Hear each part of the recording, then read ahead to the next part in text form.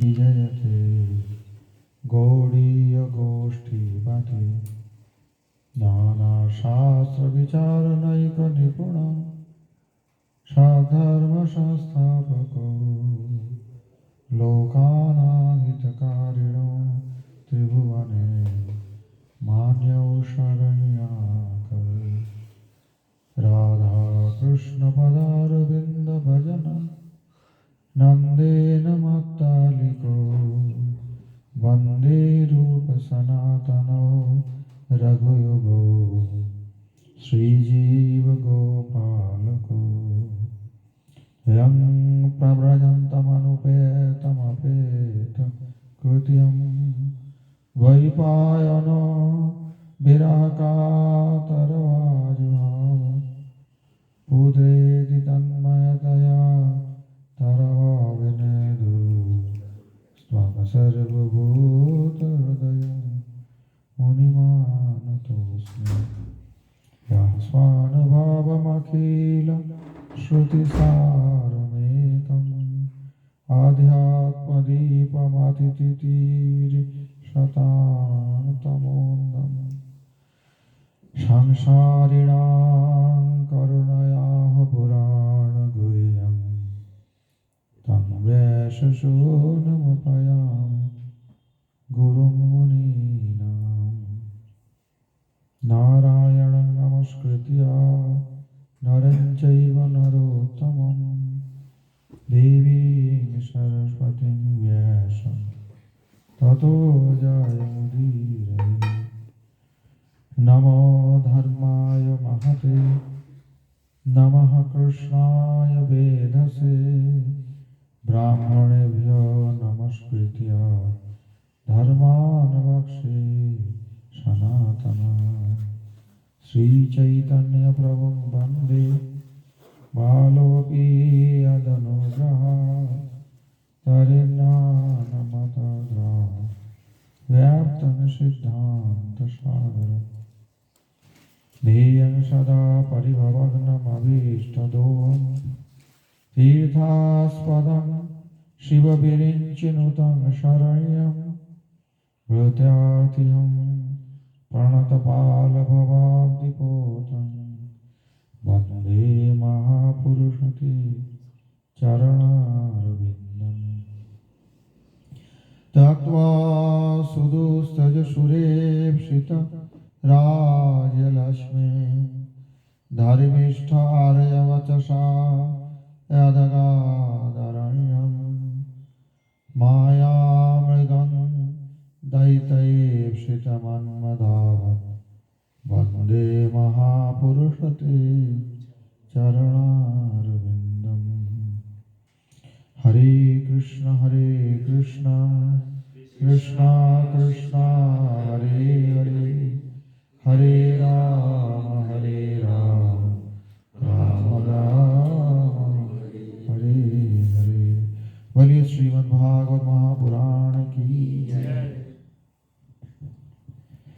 श्रीमद् भागवत सप्तम स्कंध में ऊटी वर्णन हुआ है। उतयः कर्म वासना। देखिए जन्म कहाँ है, कौन कहाँ पर है, ये इतना जरूरी नहीं है।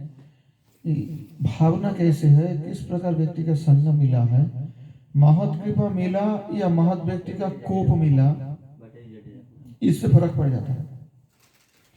जय विजय साक्षात भगवान के द्वारपाल है, पार्षद है, सेवक है और वैकुंठ में बैठे हैं।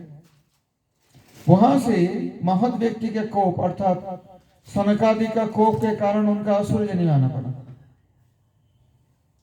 और प्रहलाद दानवी राक्षसी के गर्भ में, दानवी के गर्भ में, कयाधु के गर्भ में होते हुए भी नारद जी का कृपा से भक्त बने।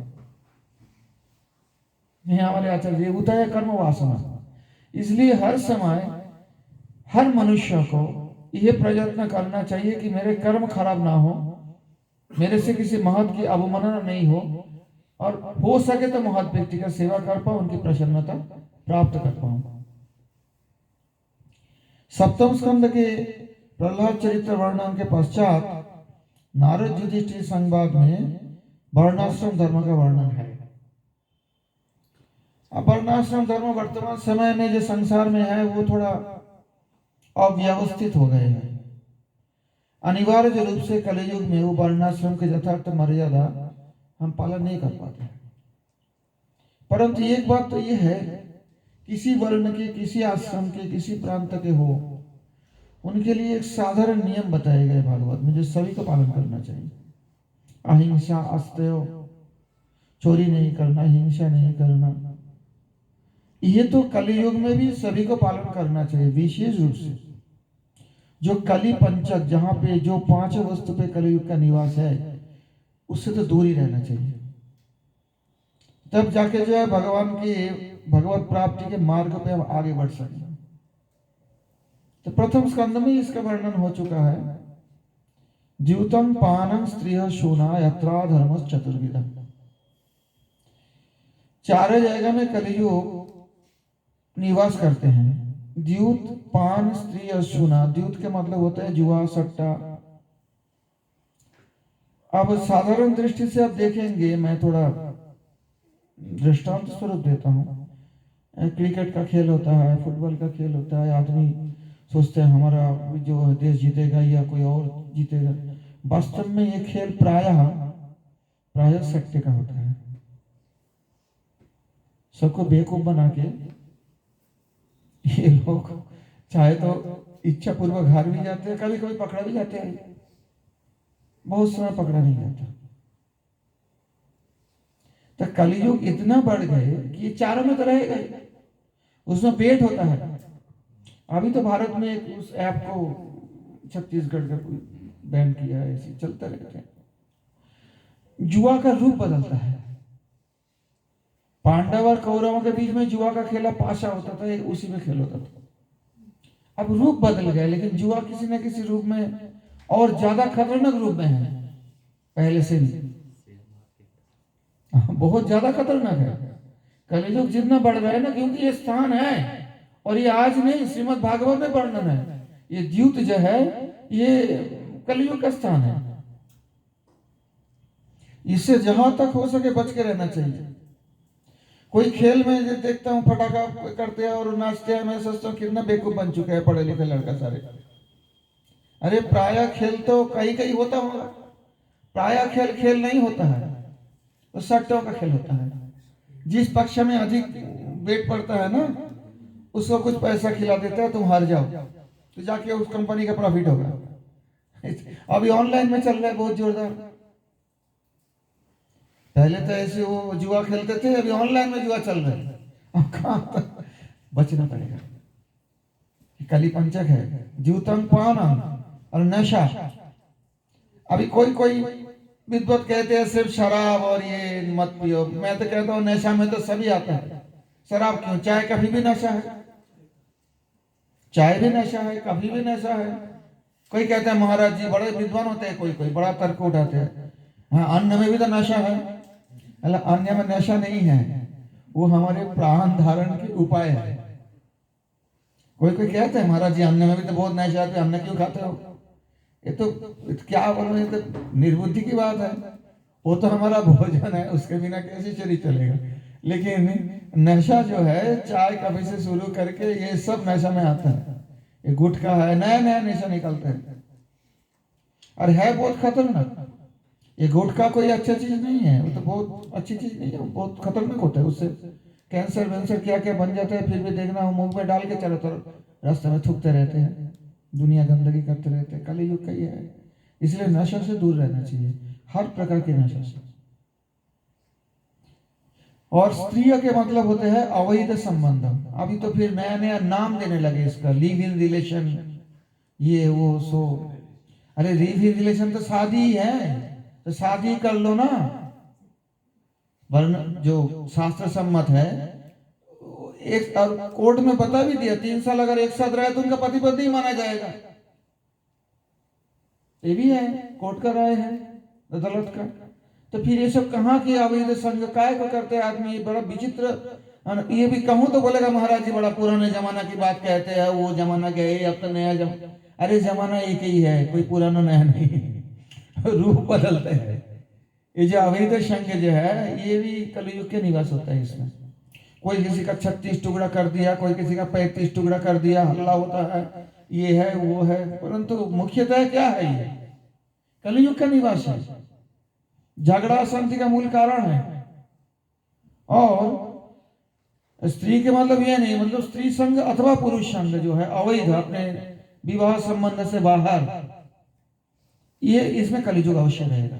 हाँ, विवाहित पति पत्नी जो है वो तो अपना व्यवहार रखेंगे पति पत्नी जैसे, वो तो धर्म सम्मत है। हालांकि उसका उद्देश्य यही है कि धीरे धीरे वो संसार भोग से विरक्त होकर परमार्थ की ओर आगे बढ़े। अगर कोई यथार्थ रूप से गृहस्थ आश्रम को पालन करे, एक पत्नी व्रता रहे, एक पति व्रता रहे, तो धीरे धीरे होता भी है, आगे जाकर उनके मन जो है विषय भोग से विराग प्राप्त होकर भगवत भजन कर बढ़ेंगे।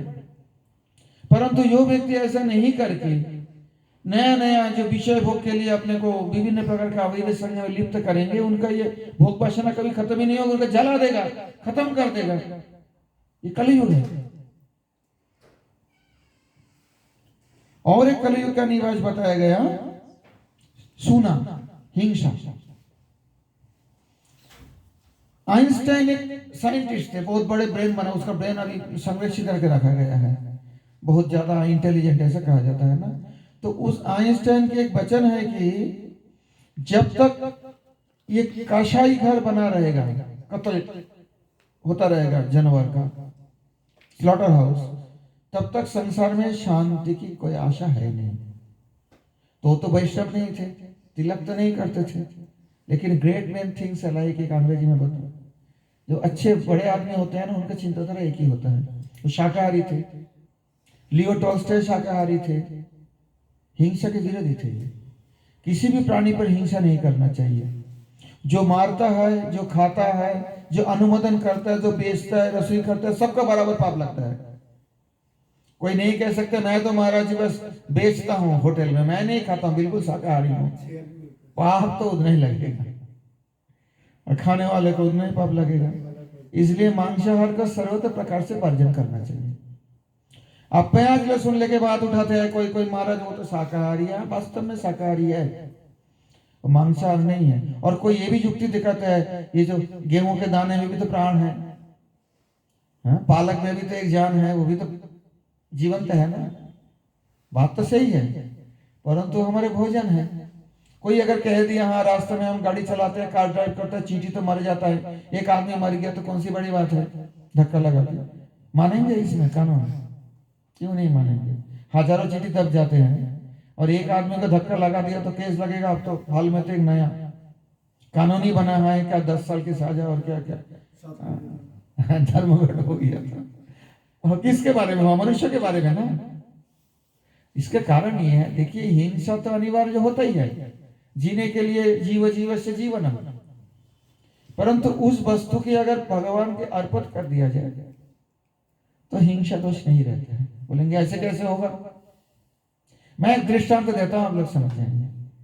अब मान लीजिए किसी व्यक्ति का हत्या करना, गोली करके मारना, ये तो अपराध है ना।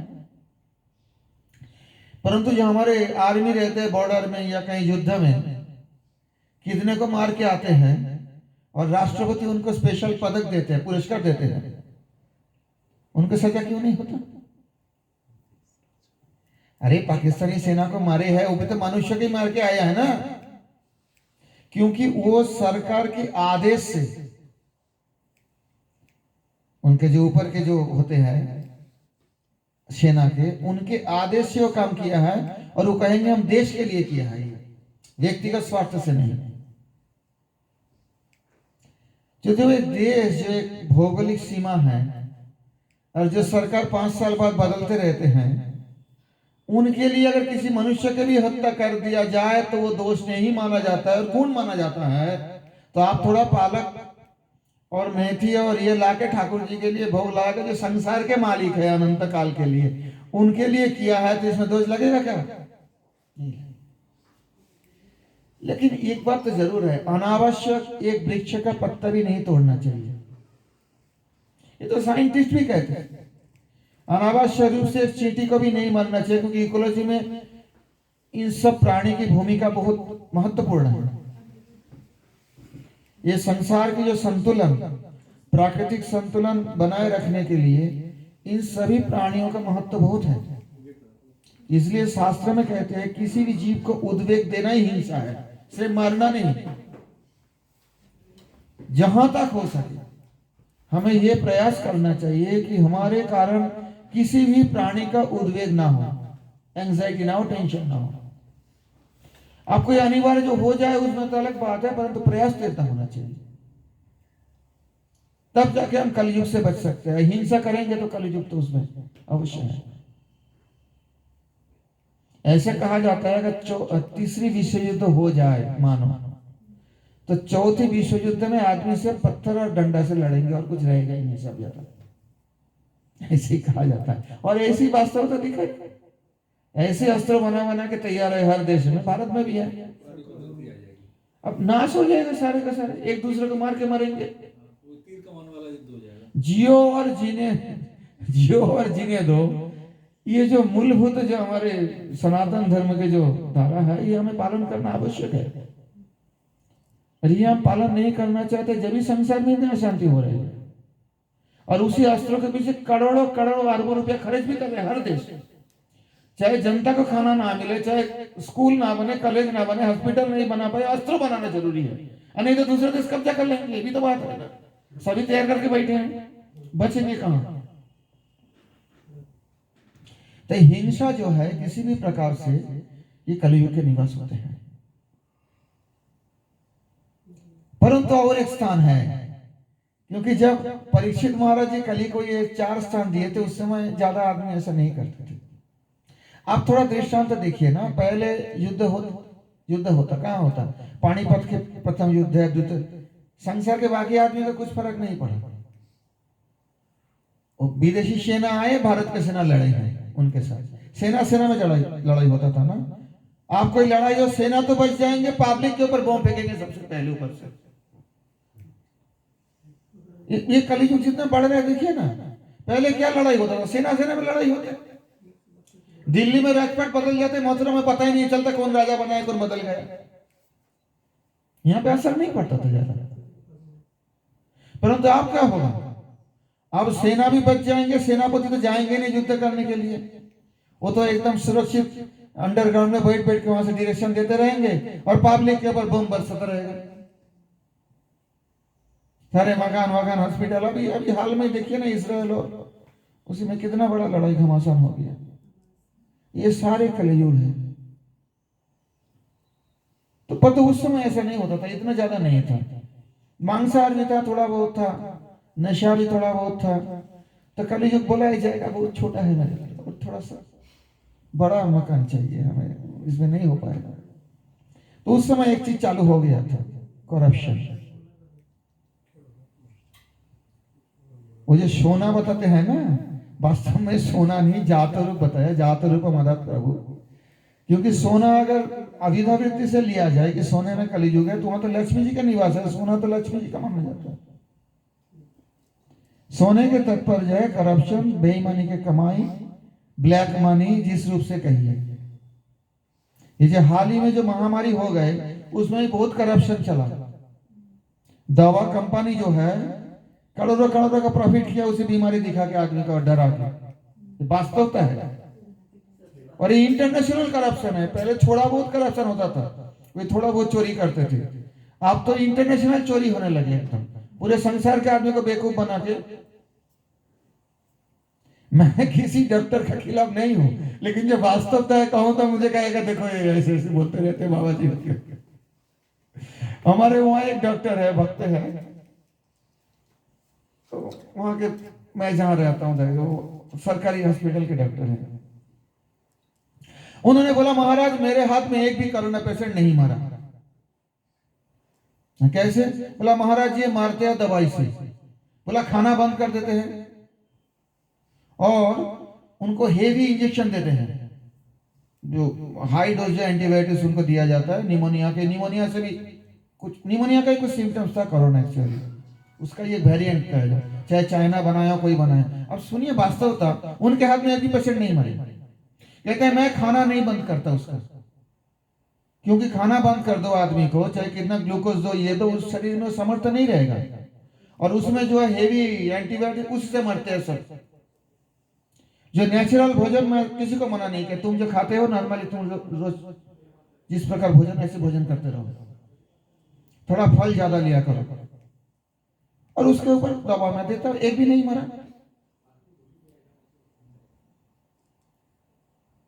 वो हॉस्पिटल जो गए जल्दी मरे हैं, क्योंकि पहले खाना बंद कर देंगे। अरे खाएंगे नहीं तो आदमी के शरीर में शक्ति कहां से आवे? और इतना कड़क दवाई दें एंटीबायोटिक्स। तो ये सारे ड्रग बिजनेस वाले जो बिजनेस करते हैं ना दवाई का, इंटरनेशनल बहुत बड़ा षड्यंत्र चला है इसी समय। तो ये सब जो है ना, ये करप्शन है, कलियुग का निवास है, 5वें स्थान है ये। और बाकी करप्शन बहुत प्रकार के है, आप तो रोज सुनेंगे, आप टेलीविजन में, खबर में, नेट में आते रहते हैं। हाँ, 350 करोड़ किसी कमरा में बंद करके रखे हैं, कहीं 200 करोड़ रखे हैं। और किसका पैसा है ये? हम लोगों का ही है। हम लोग तो हर चीज में टैक्स पेमेंट करते हैं ना, तो हमारे ही पैसा लेके ये सब लूटपाट मचा रहा है, करप्शन इसमें कलयुग रहता है।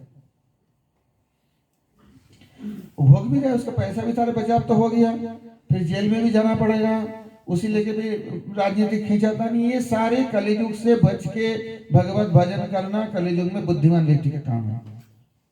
इनसे दूर रहना पड़ेगा, क्योंकि झूठ को पकड़ के आप सत्य की ओर नहीं आगे बढ़ सकते हो। पहले तो इसको छोड़ना है। इसलिए गौड़िया मठ इतना कड़ाकर करते हैं। एक बार देखना, हमारे परम गुरु जी बोले राजनीति में लिप्त नहीं होना।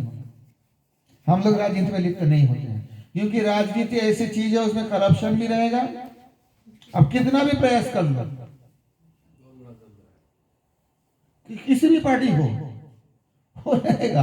अब हमारे कलियुग का निवास होता है वहां पे। ये जो कलियुग की राजनीति है ना, पहले जमाना की कुछ और था। इसमें तो इसलिए हम लोग राजनीति में लिप्त नहीं होंगे कभी भी, किसी पार्टी का भी।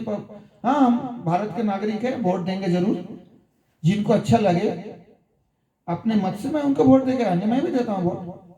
हम भारत के नागरिक हैं, कुछ कर्तव्य है, वोट देना भी कर्तव्य होता है, देश के प्रति उतना करेंगे, बाकी इसमें लिप्त नहीं होंगे। हम चाय, कॉफी, सिगरेट, पान, तंबाकू, पान के मतलब एक पान होता है भगवान का भोग लगता है, जिसमें वो जर्दा नहीं होता। हाँ, जो ऐसे पान तो खराब चीज नहीं है, पान नशा नहीं है, परंतु वो हम लोग जो मतलब ये भजन करते हैं, हमारे विरह का भजन है, तो साधु सन्यासी पान चबाएंगे तो कैसा लगता है देखने में? ये तो विलास द्रव्य है, इसी कारण से हम लोग पान नहीं खाते। परंतु पान के साथ जो वो मिलाते हैं ना, सुरती बोलते हैं, वो नशे की चीज है, बहुत खराब चीज है, वो नहीं होना चाहिए। ऐसे पान कोई खाए तो मना नहीं करते, ठाकुर जी का भोग भी लगता है, प्रसादी पान भी दिया जाता है, परंतु हम लोगों के लिए निषेध इसलिए है पान कि हम लोग जो भजन करेंगे तो थोड़ा वैराग्य लेके भजन करना पड़ता है। विलास द्रव्य बगैर लेना ठीक नहीं लगता, ये बात है, बाकी कुछ नहीं। बाकी जो सारे नशे की वस्तु है, चाय बोलो, कॉफी बोलो, गुटखा बोलो, और ये जितना हीरोइन वगैरह, मादक द्रव्य, शराब, ये सबसे दूर रहना पड़ेगा। ये सभी के लिए साधारण धर्म है, चाहे किसी वर्ण के, किसी आश्रम के हो। अब तो वर्ण व्यवस्था भी विपर्य है, आश्रम व्यवस्था भी विपर्य है, इसीलिए के कोई विभिन्न प्रकार के, हर एक प्रकार के मतवाद भी सुनने आता है। कोई तो मनु संहिता का गाली देते हैं, कोई ब्राह्मण को गाली देते हैं, जो जिसको चाहे गाली देते हैं, पर मैं अपने को सुधारूं इसका प्रयास नहीं करते। हम दूसरे पर आरोप करके हम बचना चाहते हैं। लेकिन मैं एक सिंपल बात, सीधी बात कहता हूं कि देखिए, अगर हर व्यक्ति अपने को सही करने के प्रयास करे, कौन रोकता है? आप अगर पढ़ाई करो अच्छी तरह से ईमानदारी की कमाई करो, कौन रोकता है आपको? सब अच्छे बनो तो देश अच्छा हो जाएगा। एक दूसरे पे आरोप प्रत्यारोप करके कुछ नहीं मिलने वाले हैं। ये सब कलयुग का है, कोई किसी का उकसा रहे, कोई किसी का उकसा रहे। तो कलयुग को छोड़ के भजन करना ये मुख्यतया हर जीव के लिए कर्तव्य है। वर्णाश्रम का यही सार वस्तु है। अष्टम स्कंद में वर्णन है मनमंत्र। तो ये हम जिस मनमंत्र में रहते हैं, देखिए ब्रह्मा जी का एक दिन में 1000 चतुर्युगी होती है, और रात में 1000 चतुर्युगी। चतुर्युगी के मतलब होता है सत्य, त्रेता, द्वापर, कली, चारों युग मिलके एक चतुर्युगी है। ऐसा 1000 चतुर्युगी में ब्रह्मा जी का एक दिन और 1000 चतुर्युगी में ब्रह्मा जी का एक रात। बहुत लंबे होता है, वही सब दिमाग में नहीं आएगा। क्योंकि कलियुगी है कितना साल का? 4,32,000 वर्ष का। और सत्ययुग सॉरी इनके आगे जो द्वापर युग इनके डबल है, 2 गुना है। त्रेता युग 3 गुना है और सत्ययुग 4 गुना है। तो जोड़ लीजिए एक चतुर्युगी में कितने लाखों साल होते हैं। और ऐसे 1000 चतुर्युगी में ब्रह्मा जी का एक दिन बीतते हैं, 1000 चतुर्युगी में एक रात है। जब ब्रह्मा जी का रात आवे तो ये स्वर्गलोक तक सारे प्रलय हो जाता है। ऊपर वाले लोग रहते हैं, महर जन तपस्या लोग ऐसे ही रहते हैं। और फिर जब ब्रह्मा जी का दिन होता है तो प्रारंभ होते हैं। और ब्रह्मा जी का एक दिन में 14 मनु महाराज होते हैं। एक एक मनु महाराज के राज को एक एक मनमंत्र कहा जाता है। हमारे यहाँ 6 मनमंत्र बीत गए। अभी जब ब्रह्मा जी का दिन है, इस दिन के प्रारंभ में भगवान श्वेत वराह रूप धारण किए थे। हम पहले बताया है इस बारे में। इसलिए इसी कल्प को, कल्प तो ब्रह्मा जी का दिन, ये कल्प जो है श्वेत वराह कल्प रूप से जाना जाता है। और हम जो है 7 में मनमंत्र में है। हमारे मनु महाराज जी है, शत्रुपा महारानी है, ये जो इनका वंश है आप लोग सुने हैं, प्रियव्रत, उत्तानपाद इत्यादि। प्रियव्रत महाराज तो बड़ा तपस्या कर रहे थे, बाद में फिर उनको लाके फिर गृहस्थी में राज्य शासन के लिए लगाया गया। 7 द्वीप बन गए। ये सब वर्णन आता है, भूगोल खगोल वर्णन है पंचम स्कंद में, स्थिति का वर्णन है। सेटल होना है कहाँ, सेटल होने के उपाय क्या है, भगवत कृपा अनुग्रह, उसका वर्णन षष्ठ स्कंद में है। उतय कर्म वासना, अच्छे कर्मों की वासना रखना चाहिए चाहे कहीं भी हो। दानवी के गर्भ में रह के भी प्रहलाद जी महाभागवत बने हैं, शत अनुग्रह से, नारद जी के अनुग्रह से। और भगवान के पार्षद होते हुए भी जय विजय असुर रूप प्राप्त हुए हैं महत व्यक्ति के कोप से। अष्टम स्कंद में एक विचित्र वर्णन है, गजेंद्र उपाख्यान। एक हाथी को बचाने के लिए भगवान ने अवतार धारण किए थे, हरि, उसी मनमंत्र अवतार थे। हर मनमंत्र में अवतार होता है भगवान का एक एक। तो सुखदेव जी के मन में प्रश्न आ गया, कोई हाथी मर रहा है, भगवान उनको बचाने के लिए आए, ये कैसे होता है? इतने आदमी मर जाते हैं, गांव उजड़ जाते हैं, भगवान उनमें ध्यान नहीं देते हैं, हाथी को बचाने के लिए आए थे। बोले हाँ, आसीद गिरिवरो राजन स्त्रीकूट इति विश्रुतः शिरादेनावृतः श्रेमान योजनायुतमुच्छ्रितः। हे राजन, एक महान पर्वत था, नाम था त्रिकूट। आसित भूतकाल के व्यवहार किया गया था, कभी था किसी जमाने में, चतुर्थ मनवंतर की बात है ये। और कूट के मतलब होते हैं पहाड़ की चोटी। पहाड़ की चोटी को कूट कहा जाता है।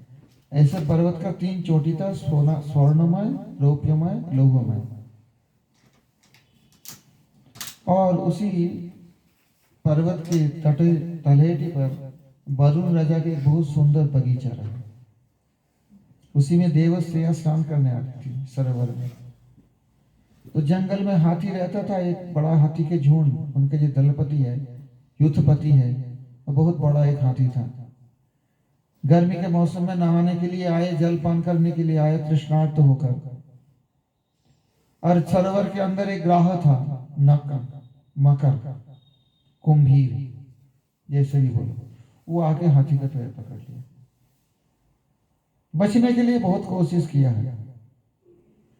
हाथी के अपने जो परिवार वाले, वो भी उनको सूंड में सूंड पकड़ के खींच के बाहर निकलने की प्रयास किया। अगर जल से बाहर लाया जाए तो उसको 1 मिनट में दबा देंगे, उसको मार देंगे। मकर को जल के अंदर कैसे मारे? अब मकर भी जल के प्राणी है, हजारों साल लड़ाई चलते रहे, देवता लोग अंतरिक्ष में देखते रहे ये क्या चक्कर है। और ये हाथी के सारे परिवार उनको छोड़ दिया, आशा छोड़ दी, अब तो जाने वाले हैं, क्या करेगा, सब किनारे आ गया। हाथी ऐसी विपदा की स्थिति में, ऐसे विपत्ति में उनके पूर्व जन्म का स्तोत्र याद आ गया। उसी स्तोत्र से पूर्व जन्म में भगवान का स्तुति करता था हर रोज। ओम नमो भगवते तस्मै यतये तच्चिदात्मकं पुरुषायादि बीजाय परेशाय विधीमहि यस्मिन्निदं यतश्चेदं येनेदं वैदं स्वयं योऽस्मात् परस्माच्च परं त्वं प्रपदे स्वयंभुवम्। इत्यादि सारे श्लोक हैं। पूरे स्तुति में गजेंद्र भगवान का या किसी देवता का कोई नाम या कोई चिन्ह भी नहीं बताया, चक्रधारी भी नहीं बताया, शंख चक्रधारी भी नहीं बताया, कोई नाम भी नहीं लिए। जो भगवान संसार की सृष्टि करने वाले, पालन करने वाले, नाश करने वाले, वो भगवान मुझे रक्षा करे। और रक्षा कैसे करे? कहते मैं ये नहीं चाहता हूं भगवान मेरे हस्ती शरीर का रक्षा करे। अंतर वही चावृत एवं अन्य, ये अंदर में भी अंधेरा है, बाहर में भी अंधेरा है। ये हाथी के योनि में मैं नहीं रहना चाहता हूं। अपने चरण की शरण प्रदान करे मुझे। सभी देवता आकाश मार्ग में देख रहे थे और सभी बोला अगर हम मेरा नाम लेते, नाम नहीं तो कोई चिन्ह बता देते। विविध लिंग विधा विमान नैते ससेतु, कोई देवता आगे नहीं आए, परंतु भगवान श्री हरि प्रकट हो गए गरुड़ के। बोलिए श्री हरि भगवान की जय। चक्रेन नक्रपदनं विनिपाट्य तस्मात्, चक्र के द्वारा भगवान श्री हरि उसी मकर का मुंह को काट दिए हैं और गजेंद्र को सूंड पकड़ के जल के बाहर ले आए। वो नक्र जो था वो पूर्व जन्म में भूभू नाम के गंधर्व था। देवल ऋषि के श्राप से ऐसे, देवल ऋषि जो है जल में बैठ के अपना खड़े होकर मंत्र जप कर रहे थे, नीचे से आके पैर पकड़ लिया मजाक करने के लिए। तो ऋषि का जब ध्यान भंग हो गया, अरे कौन तू देवता हो, क्या ऐसा कर रहा है? ये तो नक्र करता है, मकर करता है, या तू मकर बन जा। मैंने बताया ना, महात्मा का जो श्राप होता है अनुग्रह हो जाता है। आज भगवान के सुदर्शन का चक्र का स्पर्श मिला है, और सुदर्शन जिनको स्पर्श करते हैं उनके अंदर कुदर्शन नहीं रह सकते,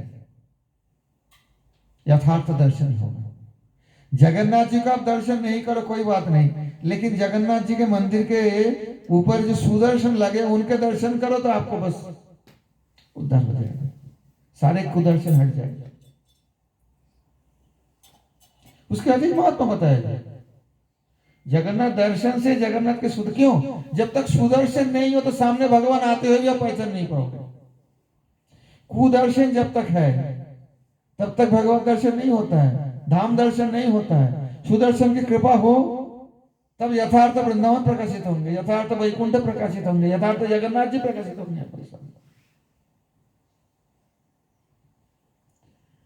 तो देवल ऋषि को श्राप दिया था, देखिए उनके लिए तो अच्छा ही हुआ ना, सुदर्शन का चक्र का स्पर्श मिल गया और वो जो है अपने रूप धारण करके फिर चले गए गंधर्व लोक को।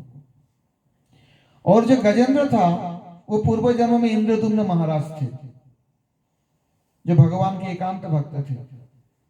वानप्रस्थ लेकर आश्रम पे बैठ के अपना भजन ध्यान कर रहा था, इसी समय वो अगस्त ऋषि आ गए थे। तो राजा तो ध्यान में है, समाधि लगा बैठे हैं, तो ऋषि को आदर सत्कार नहीं कर पाया। तो अगस्त ऋषि श्राप दे दिया था कि तुम हाथी जैसे निर्बुद्ध, बुद्धि नहीं है, निर्बुद्धि, हाथी बन जाओ। परंतु ये श्राप भी देखिए इनके लिए मंगल का कारण बना है। आज भगवान जब उनका सूंड पकड़ के निकाला तो उसके स्वरूप चतुर्भुज हो गए, अर्थात भगवान के स्वरूप को प्राप्त करके भगवान के साथ वैकुंठ चले गए। और शास्त्र में कहते हैं, विशेष रूप से रामानुज संप्रदाय में बहुत ज्यादा अच्छा, कि भगवान 3 बार गरुड़ जी से बोला कि जल्दी चलो। और गरुड़ जी की गति है मन के गति से भी जल्दी। मन की गति तो बहुत जोर है ना, आप मन में 1 सेकंड में आप दिल्ली पहुंच जाओगे, 1 सेकंड भी नहीं लगेगा।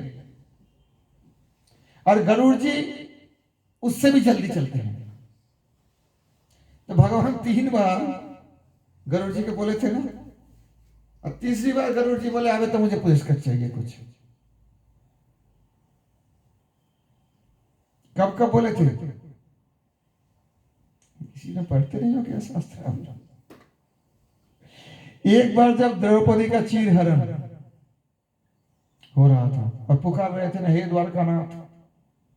द्वारका में तो भगवान गरुड़ जी पे चलते हैं, तो चतुर्भुज स्वरूप है। उस समय बोले जल्दी चलो, द्रौपदी वहां से रो रही है, पुकार रही है।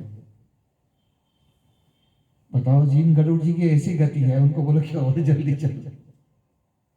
और एक बार गजेंद्र मोक्ष के समय भगवान बोले थे जल्दी चलो, और गरुड़ जी चल आ रहे थे, लेकिन भगवान को उतना देर में नहीं से कूद पड़े गरुड़ जी से। और एक बार बोले थे जब ये दक्षिण भारत में लक्ष्मी जी गोदा अलवर के रूप में प्रकट हुई थी विष्णु चित्त अलवर के घर में, नित्य पारिषद विष्णु चित्त जो वैकुंठ के, ये 1000 सालों से पहले है, रामानुज स्वामी के पूर्ववर्ती। तो उनके ये संकल्प था कि मैं भगवान नारायण से शादी करूंगी, और वो भगवान कृष्ण रूप से आए तभी, दिव्य स्वरूप में। उनके बड़े सुंदर सुंदर पाद है। तो शादी का लग्न भी ठीक हो गया, भगवान आएंगे, तो गरुड़ जी को बोला जल्दी चलो।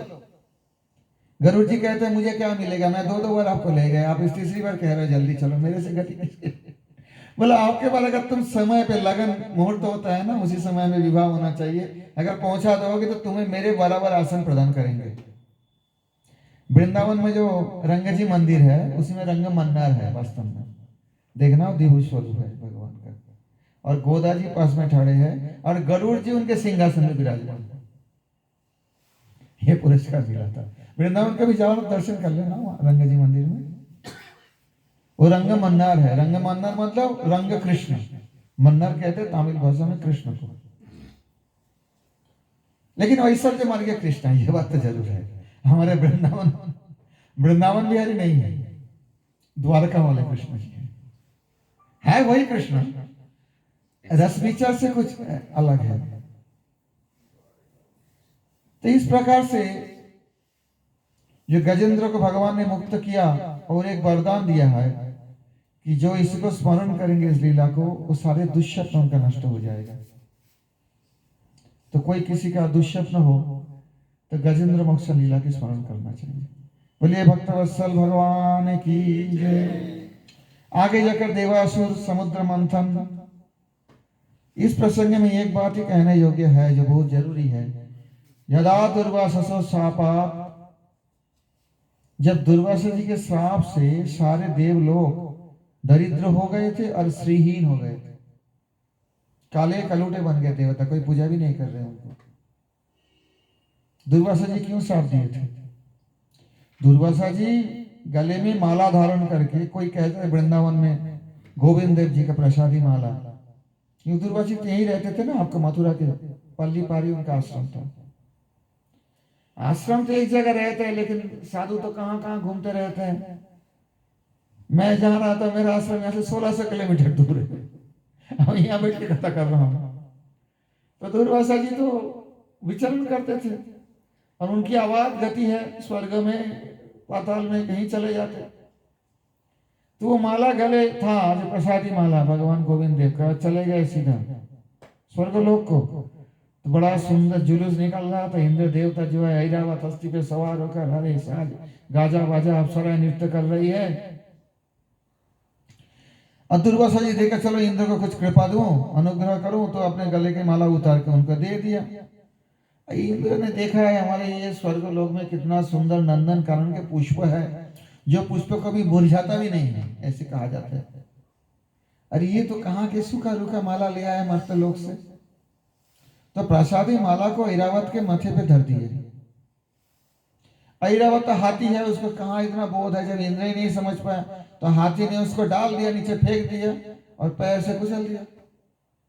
और दुर्वासा जी के सामने भगवत प्रसादी माला का ही अवमानना हो गया। दुर्वासा जी श्राप दे दिया, बड़ा अभिमान है तुम्हारे अपने ऐश्वर्य का, सौंदर्य का, चलो सब श्रीहीन हो जाओ। सारे के सारे देवता दरिद्र हो गए, कोई उनका हवन भी नहीं करते, पूजा भी नहीं करते, और चेहरे में सब ऐसे काले कलूटे पड़ जाए। क्या किया जाए? ब्रह्मा जी के पास गए, ब्रह्मा जी बोले चलो भगवान नारायण बचाने वाले हैं, देवताओं को कुछ परेशानी होता है तो भगवान के पास जाएंगे, मैं बताया। असुरों को हो तो बम बनाने की प्लान करेंगे, कहाँ का उड़ा दिया जाए, ये उड़ा दो उसको उड़ा दो, ये काम होते हैं देवताओं से। एक ही बाप का बेटा तो है, परंतु इस प्रकार स्वभाव अलग है। तो भगवान नारायण तो बोले ठीक है, सब मिलके समुद्र मंथन करो, उससे अमृत आएगा, अमृत पान करके तुम जो है फिर अपना रूप प्राप्त कर लोगे। देवता ने बोला फिर असुरों के साथ अपना संधि कर लो, दोनों मिल के करना है, अकेला नहीं कर पाओगे। तो बोला फिर असुरों को भी तो अमृत मिल जाएगा, फिर तो वो भी हमारे बराबर हो जाएंगे। देवता को भगवान कहते हैं नहीं नहीं, मैं व्यवस्था करूंगा, अमृत तुम्हें ही मिलेगा, असुरों का नहीं मिलने वाला। हाँ, कष्ट तो वो करेंगे, कष्ट तो बराबर होगा दोनों का, लेकिन फल तुम्हें मिलेगा। ये भी शिक्षणीय बात है। जो भगवत शरणागत होकर कर्म करते हैं और जो बिना शरणागत होकर कर्म करते हैं अपने बलबूते पर, ये दोनों में फल में फर्क पड़ जाता है। देवता लोग भगवत शरणागत होकर समुद्र मंथन किया, असुर के अंदर भगवत शरणागति नहीं थी, अपने बलबूते पर, अभिमान पर, और भगवान कह दिया था असुर जो बोले उसको मान लेना, तुम झगड़ा नहीं करना। जब बासुकी नाग के मुंह के ओर देवता ने पकड़ा, असुर का बोला पूछ पकड़ लो, बासुकी को मंत्री बनाया ना रस्सी। तो असुर बोला हम श्रेष्ठ जाति है, असुर है, ये सांप के पूछ अमंगल होते हैं, कैसे पकड़ेंगे, मुंह पकड़ेंगे, पकड़ो भाई। अब जब बासुकी के जहर निकलने लगे मुंह से, ये असुर सारे काले काले पड़ गए, जहर से देवता तो बचे। शरणागत है, वो शरणागत नहीं है।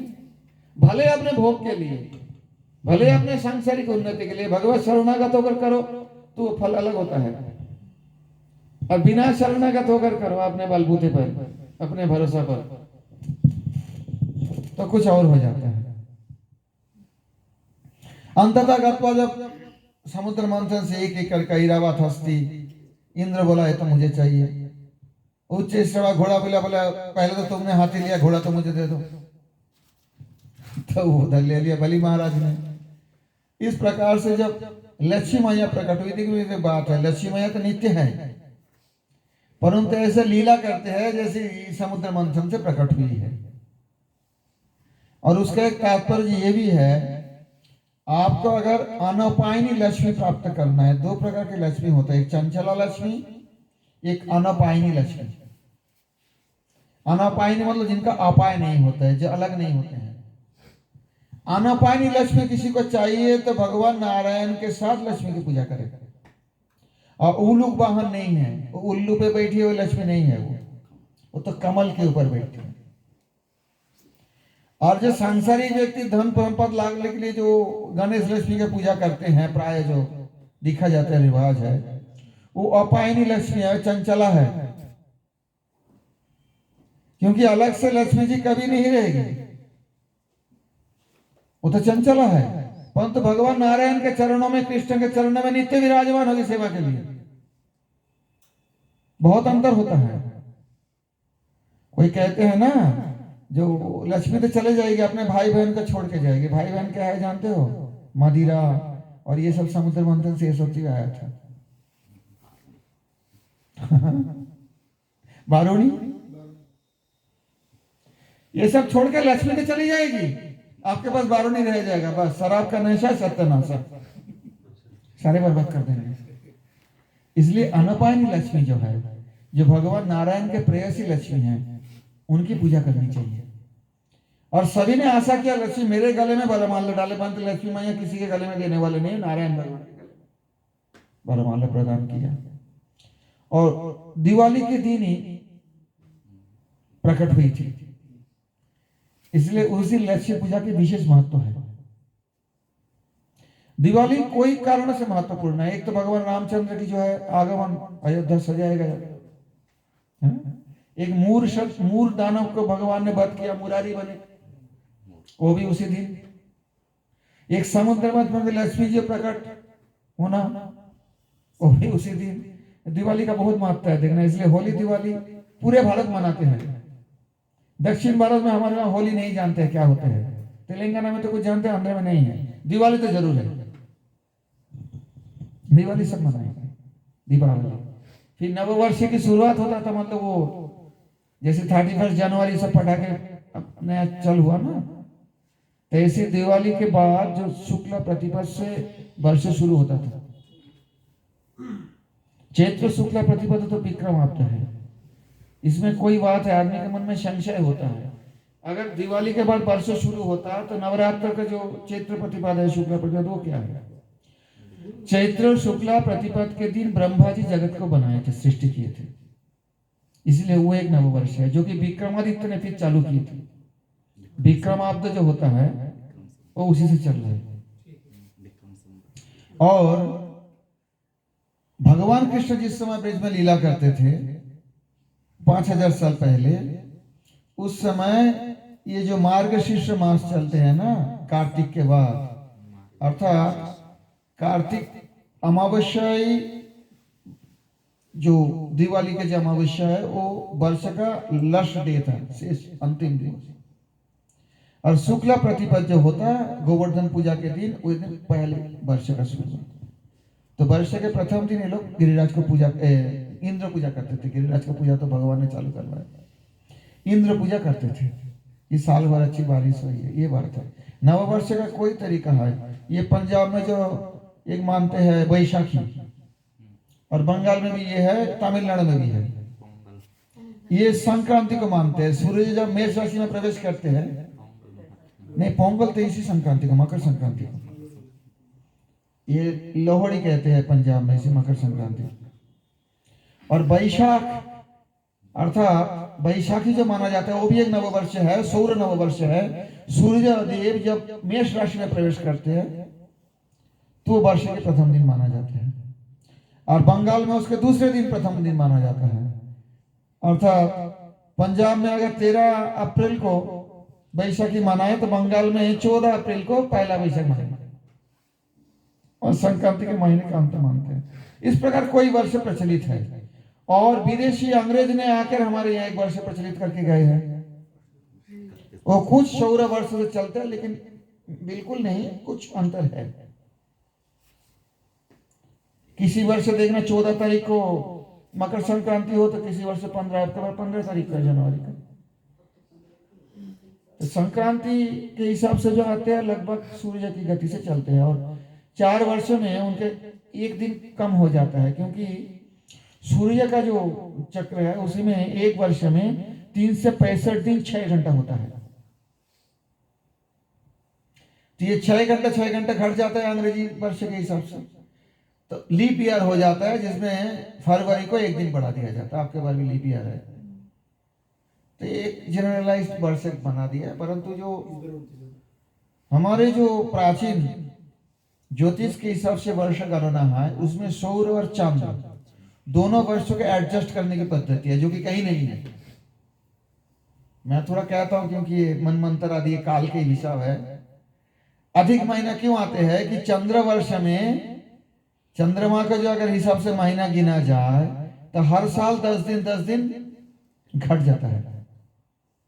3 से 55 दिन में चंद्रमा का वो हो जाता है चंद्र वर्ष, परंतु सौर वर्ष 3 से 65 दिन 6 घंटा है। तो 3 साल में, जैसे आज आपके बार अगर मानो होली 25 मार्च को है, 25 मार्च है ना, अगली बार देखना 15 मार्च के आसपास आ जाएंगे, उसके बाद फिर 5 मार्च के आसपास आ जाएंगे। तो 3 साल 2 साल 32 दिन कितना महीना है, 8 महीने 32 दिन के बाद वो 1 महीना कट दिया जाता है, जिस महीना में सूर्य संक्रांति नहीं हो, अमावस्या और अमावस्या के बीच में कोई संक्रांति नहीं हो, वो मल मास, अधिक मास, पुरुषोत्तम मास जैसे कहा जाता है। उससे फिर एडजस्ट हो जाता है। और किसी धर्म में उनका वो पद्धति है नहीं, वो सिर्फ चंद्रमा से चलता है। कभी तो उनका उपवास पड़ता है ठंडी में, कभी होता है गर्मी में, कोई बरसात में, 10 दिन घटते रहते हैं। तो ये जो प्राचीन पद्धति है कहीं नहीं है, ना अंग्रेजी में एडजस्टिंग की पद्धति है, क्योंकि ऋतु परिवर्तन होता है चंद्रमा से, याद रखना। ऋतु सूर्य के हिसाब से नहीं चलते, बिल्कुल नहीं। अब के बार पुरुषोत्तम महीना हुआ ना, देखना ठंडी भी देर को है। अगली बार देखना 10 दिन पहले ठंडी आ जाएगी चंद्रमास से। कार्तिक पूर्णिमा का जो परिवेश है वो कार्तिक पूर्णिमा को मिल जाएगा। भाले वो 10 दिन आगे पीछे हो गया अंग्रेजी महीना से, उसके हिसाब से ये तो नहीं चलता। अब के बाद ठंडी देखना लंबे समय चलेगी, क्योंकि होली चलेगा कहाँ 25 मार्च तक।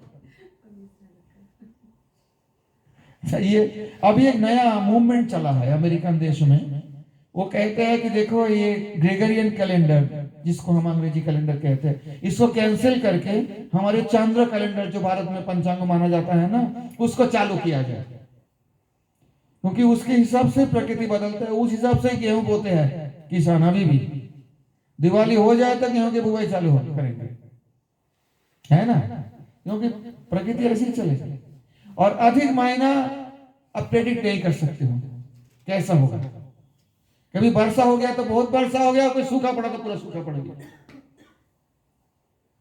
अब ध्यान देकर देखना, अधिक महीना वो किसी महीने के बराबर नहीं होता है। पुरुषोत्तम मास है, उसमें भजन की विशेष महिमा है, वैष्णव लोग बहुत मानते हैं।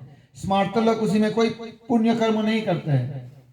हम भी कर्मकांड कोई कुछ नहीं करते अधिक महीने में, न मंदिर प्रतिष्ठा हो सकता, नहीं सब नहीं करते हम, परंतु सिर्फ भजन करो तो भगवान के अनुग्रह मिल जाते हैं। पुरुषोत्तम महीने का तो विशेष महिमा है। और यहाँ ब्रिज में तो इसके महात्मा के कारण लोग ब्रिज परिक्रमा करते रहते हैं, सीमा परिक्रमा। बोलिए पुरुषोत्तम भगवान की जय। अब भगवान देखा कि अमृत तो कलश आ गया, अब लड़ाई बच गए देवता और असुर में। वो कहते हैं हम पिएंगे, होते हैं हम पिएंगे आगे। भगवान मोहिनी रूप धारण किया और असुरों का मोहित करके देवताओं का अमृत पिला दिया। अंतर्धान हो गए। धन्वंतरी भगवान अमृत कलश लेके आए और मोहिनी भगवान सबको पिला दिए। कुरो भगवान अपने पीठ पे वो पर्वत का धारण किए थे। 3 अवतार हो गए समुद्र मंथन के समय। और बाद में घमासान लड़ाई हो गया, अरे हमें तो वंचित कर दिया, परंतु देवता अमृत पीकर सजीव हो गए थे। असुर कमजोर था, उनको पराजित कर दिया। बलि महाराज जाके अपने गुरु का शरण लिया, शुक्राचार्य। बोले कोई बात नहीं, अमृत पी लिया तो क्या है, मैं विषय यज्ञ करवाता हूं, तुम सारे संसार के जय कर लोगे। तो सारे असुर ब्राह्मणों ने मिलकर, इनमें भी शक्ति होता है, वेद तो ये भी पढ़ते हैं ना, परंतु भगवत भक्ति नहीं करते हैं, शरणागति नहीं है, ये अंतर है। विश्वजी यज्ञ किया और विश्वजी यज्ञ करके सारे ब्राह्मणों का शक्ति बलि महाराज जी का अर्पण करके बोला जाओ आप कौन इंद्र तुम्हारे सामने ठाड़े हो सके, हम देखते हैं अमृत की शक्ति ज्यादा है या ब्राह्मण के बल ज्यादा है। अब जब इंद्र देवता देखा कि बलि को तो मार दिए थे, ये जिंदा कैसे हो गए, फिर आके ऐसी बलवान होकर स्वर्गलोक पे चढ़ा हो गए, आक्रमण कर दिया। सारे देवता भाग गए स्वर्ग छोड़ के, इनके साथ नहीं लड़ सकते। बृहस्पति जी बोला नहीं लड़ सकते, भागो, जान बचाओ पहले, बाद में राज्य देखा जाएगा। सब देवता मनुष्य रूप धारण करके कैमोफ्लेज में, एक कहते ना अभी एक नया शब्द अंडरग्राउंड हो गए सारे ये बोलने से जल्दी समझेंगे, इसी अंडरग्राउंड हो गए, क्योंकि देखेंगे तो मार देंगे असुर लोग। अब बलि महाराज जाके इंद्र के सिंहासन पे बैठ गए, स्वर्ग के राजा बन गए। अब बलि है कौन पता है? प्रहलाद जी के पोता है। प्रहलाद के बेटा विरोचन, उनके बेटा बोले। अब कहेंगे विरासुर कैसे? अब असुर तो है ही वंश से। अब दादाजी भक्त हो गए तो सभी भक्त हो जाते हैं क्या? जरूरी नहीं है, होते हैं, कोई नहीं भी होते हैं। प्रहलाद के वंश है। देवता के जो माँ अदिति माता, जिनसे आदित्य देवता बने, वो दुखी हो गए। कश्यप जी से प्रार्थना की कि देखो हमारे बेटा जो है सारे राज्य च्युत होकर इधर उधर अंडरग्राउंड में छिपे, कैसे कष्ट होता है, रिफ्यूजी बन गया। रिफ्यूजी बनना बहुत कष्ट होता है, जिनको हुआ वो समझ पाते हैं। हम लोग तो शांति से रहे, हमें पता नहीं है। जो घर द्वार छोड़ के रात रात भागना पड़े, कश्मीर में जैसे हुआ था, तो कैसी स्थिति होती है बताओ आप। तो अदिति माता बहुत दुखी हो गए, हमारे बच्चे सारे जो है इधर उधर भटक रहा है, कुछ कीजिए। तो कश्यप जी ने बोला देखो भगवान नारायण की आराधना करो, ऋषि लोग तो यही बोलेंगे। और एक पयोव्रत बता दिया, पयोव्रत दूध पी के रहना पड़ेगा 13 दिन, और भगवान की आराधना, हवन करना, ब्राह्मण भोजन करना सब बताए। और व्रत समाप्त होने के बाद खीर भोग लगा के ब्राह्मणों को भोजन करा के खीर खा के व्रत खोलो। ऐसे करोगे तो तुम्हारा ऐसे पुत्र उत्पन्न होगा जो इंद्र को अपने राज्य दिला देगा। इंद्र का ही भाई बनेगा वो, क्योंकि पुत्र ही थे आदित्य माता के, छोटे भाई बनेगा। तो भगवान साक्षात वामन देव के रूप में कश्यप जी के आश्रम में प्रकट हो गए। बोलिए वामन देव भगवान की। अब देखो देवताओं को बाल्यकाल बहुत छोटा होता है, बहुत जल्दी बड़ा हो जाते हैं लोग, और साक्षात भगवान आए हैं तो उनकी क्या बाल्य है, उपनयन की स्थिति में ही जन्म लिए मानो, और तुरंत जनेऊ डलवा गया। बृहस्पति जी ने जनेऊ डलवाए, देवगुरु है। सूर्य देवता सविता उनको मंत्र सुनाए, गायत्री मंत्र, और ब्रह्मा जी ने कमंडल दी है, सरस्वती जी ने अक्षमाला दी है, सब उनको सजा दी है। सप्तर्षि ने कुश दे दिया हाथ में ब्रह्मचारी रूप धारण करके। आप वामन देव धीरे धीरे चल रहे, कहां मांगने चल रहे, त्रिलोकी के मालिक, जो सारे संसार के मालिक है, वो बलि महाराज जी का यज्ञ में चल रहे। बलि महाराज यज्ञ कर रहे थे भृगुकच्छ। भृगुकच्छ का भी अपभ्रंश होकर भरूच कहते हैं, गुजरात में है, नर्मदा के तट पर भरूच एक शहर है गुजरात में। तो वहीं पर बलि महाराज जी यज्ञ कर रहे थे। शुक्राचार्य जी भी थे। दूर से वामन देव आ रहे, तो देखा एक बड़ा तेजस्वी ब्राह्मण है, ऐसा तेजस्वी ब्राह्मण तुम देखा नहीं अब तक बालक को, कहां से आ गए। शुक्राचार्य जी बोला देखिए ये 3 जात है ना, एक दूसरे से जलते हैं बहुत, मैं कहना नहीं चाहता पूरा, उनमें एक ब्राह्मण है और दूसरे से, तो सारे ब्राह्मण की खबर तो मैं जानता हूँ, ये कहां से आ गए ब्राह्मण बालक, देखो ध्यान लगा दिया शुक्राचार्य जी ने, ये कौन है, ये पिता माता कौन है, कहां से आए, कैसे आए, क्या पर्पस लेके आए है, देखना पड़ेगा। बलि महाराज जी तो स्वागत किया है, जो मेरा अहोभाग्य है, आप सारे ब्रह्मर्षियों का तब धारण करके आए हो, मुझे ऐसा लगता है, तो क्या दूं आपके लिए, क्या सेवा करूं। वामन देव कहते हैं देखो ब्राह्मण का संतोषी होना चाहिए, थोड़े नहीं संतोष करना चाहिए। मुझे 3 पग जमीन, 1 2 3 पैर नाप लेंगे उतना दे। बोला आप तो बालक हो, भाले आप तेजस्वी हो, 3 पहले मेरे पास आए हो, एक गांव मांग लो, ब्राह्मण कन्या मांग लो, विवाह करने के लिए सारी व्यवस्था कर देंगे, हाथी घोड़ा रथ। 3 पैर जमीन क्या करोगे। बोला नहीं नहीं मेरे को तो उतना ही चाहिए, उतना में मैं लेट भी सकूं, भजन नहीं कर सकूं, ज्यादा लेके करूं क्या।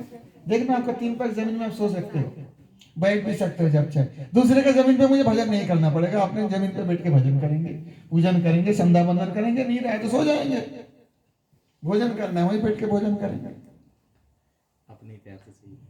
अपने जगह, परंतु मेरे पैर से मैं नाप लूंगा। अब शुक्राचार्य जी जब तक ध्यान लगा के बैठे थे, आप देखिए अरे सत्यनाश ये तो वो आ गया, देवता है। एष वैरचने साक्षात भगवान विष्णुरव्यय कश्यपादितिर्जात देवानां कार्य साधक। हे वैरचन पुत्र, ईश्वर विष्णु साक्षात भगवान विष्णुरव्यय सब जानते हैं, परंतु भक्ति नहीं करते हैं, ये असुर के स्वभाव है। और कश्यप से अदिति माता के वहां जन्म लिए हैं, देवता का काम बनाने के लिए आए, देवानां कार्य साधक, बिल्कुल कुछ नहीं देना इनको।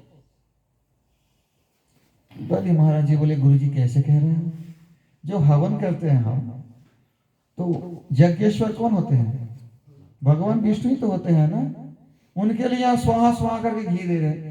भगवान स्वयं आगे 3 पग जमीन मांगे कहते कुछ नहीं देना, फिर ये कैसे यज्ञ है। अगर ये भगवान विष्णु ही हो तो इनको भी देना चाहिए, इनकी प्रसन्नता के लिए तो हम यज्ञ कर रहे हैं, इनके लिए तो हवन में डाल रहे हैं। असुरों का बुद्धि ऐसे ही होता है, ये शुक्राचार्य असुर गुरु है ना। बोला बेटा अब मैंने वचन दे दिया, दुनिया कहेंगे प्रहलाद के पोता देखो बेईमानी किया, वचन दिया फिर बाद में दिया नहीं 3 पग जमीन, बोला तेरा सब ले लेगा। तेरा रोटी रोजी सब छीन लेगा, ये विष्णु चलिया है, तू कैसे जिएगा? झूठ कह देना, 5 जगह में झूठ कहने से दोष नहीं लगता, वो नीति शास्त्र बताए। हाँ, स्त्री सुनर्म विवाह च व्यत्यर्थ प्राण संकटे गो ब्राह्मणार्थ हिंसायां नान्यतम से जुगुप्सितम। अगर शादी कराना है, लड़की भी कुछ खोट है, लड़का का भी खोट है, ये बोलेगा हमारे लड़की तो बिल्कुल कमाल नया है, एक आंखें से कहानी होगी। लड़का लग रहा है, बोलेगा मेरा लड़का तो एकदम मैराथन विजयी है। तो झूठ मूठ बोल के शादी करा तो बाद में दिखा जाएगा, हो जाए तो फिर झगड़ा नहीं होता, थोड़ा बहुत होगा, बाकी अगर सत्य बोल दे तो शादी नहीं करे। स्त्री सुनर्म, स्त्री के साथ ये नीति शास्त्र है, सांसारिक नीति है, परमार्थ नीति नहीं है, शुक्र नीति। वित्तीय अर्थ है, आप जो दुकान में खरीदने गए हो, बोलेंगे महाराज आपको बिल्कुल खरीदे हुए भाव दे रहा हूं, उसमें 2 गुना प्रॉफिट ले रहे हो, परंतु बोलेगा वो, झूठ बोलेगा, कह रहे तो वृत्ति के लिए वो तो चलता है। अगर सही सही भाव बोल दे तो उनका व्यापार नहीं चलेगा, जो कस्टमर आएगा ना वो खरीदेंगे नहीं, इतना प्रॉफिट करते हो। प्राण संकट है, प्राण का संकट आ जाए, उसमें भी झूठ बोल के अपना जान बचा लो, बाद में दिखा जाएगा। गो ब्राह्मण का रक्षा करने के लिए अगर झूठ बोलना पड़े तो झूठ भी बोलो, परंतु गो के ब्राह्मणों को बचा लो। समाज में ये दोनों बहुत जरूरी होता है, ब्राह्मण विद्या देंगे और गो जो है दूध देगी, और विद्या धारण करने के लिए दूध पीना आवश्यक है, तब जाके बुद्धि विकसित होगा। और विद्या देने के लिए टीचर भी तो होना चाहिए, सिर्फ दूध पिलाओ बच्चे को, अगर शिक्षक नहीं है बच्चा पढ़ा लिखा कर पाएगा क्या? इसलिए दोनों को ज्यादा गुरुत्व दिया गया। तो इनका अगर बचाने के लिए झूठ बोलना पड़े तो बोल दो, अब तो तुम्हारा वृत्त्यर्थ है, तुम्हारा तो जीविका चला जाएगा, सारे रोटी रोजी छीन लेंगे, ये पूरा राज्य ले लेंगे। बोला गुरु जी ऐसा नहीं कर सकता हूं मैं। आप शुक्राचार्य जी गुस्से आ गया, कोप आ गया, बोला अच्छा तो बड़ा अभिमानी हो गया, मैं श्राप देता हूं सारे ऐश्वर्य से भ्रष्ट हो गया। तो बामन भगवान का संकल्प करके बलि महाराज ने 3 पग जमीन दान किए, और जमीन जब दान किए तब तो भगवान छोटे से थे, नाटा से बामन बोना। अब नापने के समय ले महाराज नाप लो, अब तो त्रिविक्रम रूप धारण किया। त्रिविक्रम मतलब तीनों लोगों में जिनका विक्रम है, एक पैर पसार दिया तो स्वर्ग लोक तक, देखो एक पैर ये लिया, एक पैर से पाताल लोक तक, 2 पग जमीन में तो स्वर्ग से पाताल से ले लिया सारे। अब 3 पग जमीन देने का तुमने कसम खाया था, तीसरी पग कहां दोगे? झूठ कहने वाले, कपट। बलि महाराज बोला मैं कपट नहीं हूं, मैं प्रहलाद का पोता हूं। कपट कौन है संसार जानते हैं, जमीन लेते समय आप तो बोना से थे और नापते समय बन गए त्रिविक्रम। कपट मैं हूं, करो नृतम, मैंने जो बोला है मैं सत्य करूंगा। कैसे करेगा तू सत्य? बोला देखिए मैं अभी बाकी हूं, दान देने वाले से दान देने वाले बड़ा होता है, उसके पास है तभी तो दे रहा है। जो दान देता है वो दान से तो दाता बड़ा होता है ना। तो मेरा जो कुछ था आपने ले लिया, लेकिन मेरा मैंपन अभी है, मुझे भी ले लीजिए। पदम तृतीयं कुरुषेष्टि में निजम, आपके तीसरे पैर जो है मेरे सिर पे धर दीजिए, बस 3 पग हो गया। अर्थात मैं और मेरेपन ये लेके संसार चलते हैं ना। मेरा जो कुछ सब अर्पण कर दिया, मैं को तो अर्पण नहीं किया ना। तो बलि महाराज जी आत्मसमर्पण भक्ति का जो है, सर्वस्व आत्म निवेदन बलि रहोत कृष्णा तिरेशा परम, पद्मावली का श्लोक में आत्मनिवेदन देखा है बलि महाराज जी। मैं और मेरेपन सब कुछ भगवत चरण में समर्पित। भगवान ने पास बंधन में बांध लिया और प्रहलाद जी भी आ गए और सब आ गए। प्रहलाद जी बोला मेरा पोता का तो वो भाग्य है कि आपके चरणों में समर्पण किया है। ब्रह्मा जी कहते हैं जिनके चरणों में जल और तुलसी देके आदमी मुक्त हो जाते हैं। ये बलि महाराज सर्वस्व अर्पण करके बांध लिया आपने, संसार क्या बोलेंगे? ये तो सब अर्पण कर दिया मैं मेरेपन का। भगवान उनका बंधन मुक्त करके सूतल लोक को भेज दिया। और बोला वहां इंद्र भी नहीं जाएगा, कोई नहीं जाएगा, मैं वहां तुम्हारा चौकीदार बन के खड़ा रहूंगा। रावण भी एक बार गया था लड़ने के लिए, भगवान एक लात मारे, भगवान कहाँ जाके गिरा, अंगूठा से, हाँ, पूरा पैर भी नहीं मरना पड़ा। उससे रावण भी वहां जाने का हिम्मत नहीं करता। सूतल लग, और वहां सुख भोग जो है स्वर्ग से अधिक है। देखो आपके बार तो ये इंद्र है, अगले बार तुम इंद्र बनोगे। अगली मनमंत्र में बलि महाराज जी इंद्र पर प्राप्त करेंगे। हर मनमंत्र में बदल जाते हैं, इंद्र बदल जाते हैं, सप्तर्षि बदल जाते हैं। जैसे देखो ना, चुनाव होते हैं, प्रधानमंत्री बदल जाते हैं, मंत्रिसभा बदल जाते हैं, तो ऐसे सप्तर्षि बदल जाएंगे। भगवान एक एक अवतार लेते हैं मनमंत्र में, वो भी बदल जाते हैं। तो अगली मनमंत्र में बलि महाराज इंद्र बनेंगे, तब तक सूतल में ही रहेंगे। प्रहलाद को बोला तुम अपने पोता पोती परिवार लेके सूतल में ही रहो और मैं चौकीदार बनूंगा। सूरदास जी ने एक पद रचना की, भले तुम हरे तुम बाले को छाले कहा लीनो। हे भगवान श्री हरि, आप बलि जी को छल कहाँ किया? आप तो बांधने गए, खुद ही बांध पड़ गए बंधन में। बांधन गए बधाए आपको, हम तो उनको बांधने गए, खुद बंध गए। सूरदास जी कहते हैं 3 पग जमीन के अपना सर्वस्व दीना, हरि तुम बलि को छली कहा लीना। तुम बलि का छल करके तुम्हें मिला क्या है? तुम्हें तो बलि के द्वार पे द्वारपाल बन के खड़ा रहना पड़ता। कौन किसको बांधा? बोलिए भक्तवत्सल भगवान की जय। किसी मंदिर में अब जाना, प्राचीन मंदिर में, चाहे जगन्नाथ मंदिर हो, कुछ विष्णु मंदिर हो, 3 पार्श्व देवता होते हैं। पार्श्व देवता मतलब मंदिर के साइड में देखना एक एक मूर्ति रहता है। जगन्नाथ मंदिर में भी है और जितने प्राचीन मंदिर उनमें है। आप जैसे परिक्रमा करेंगे ना, तो इस तरफ पहले मिलेंगे आपको कौन? बराह भगवान, जो यज्ञ के विस्तार किए हैं, संसार के वर्णाश्रम धर्म को स्थापित करने के लिए, सब बराह भगवान का काम है।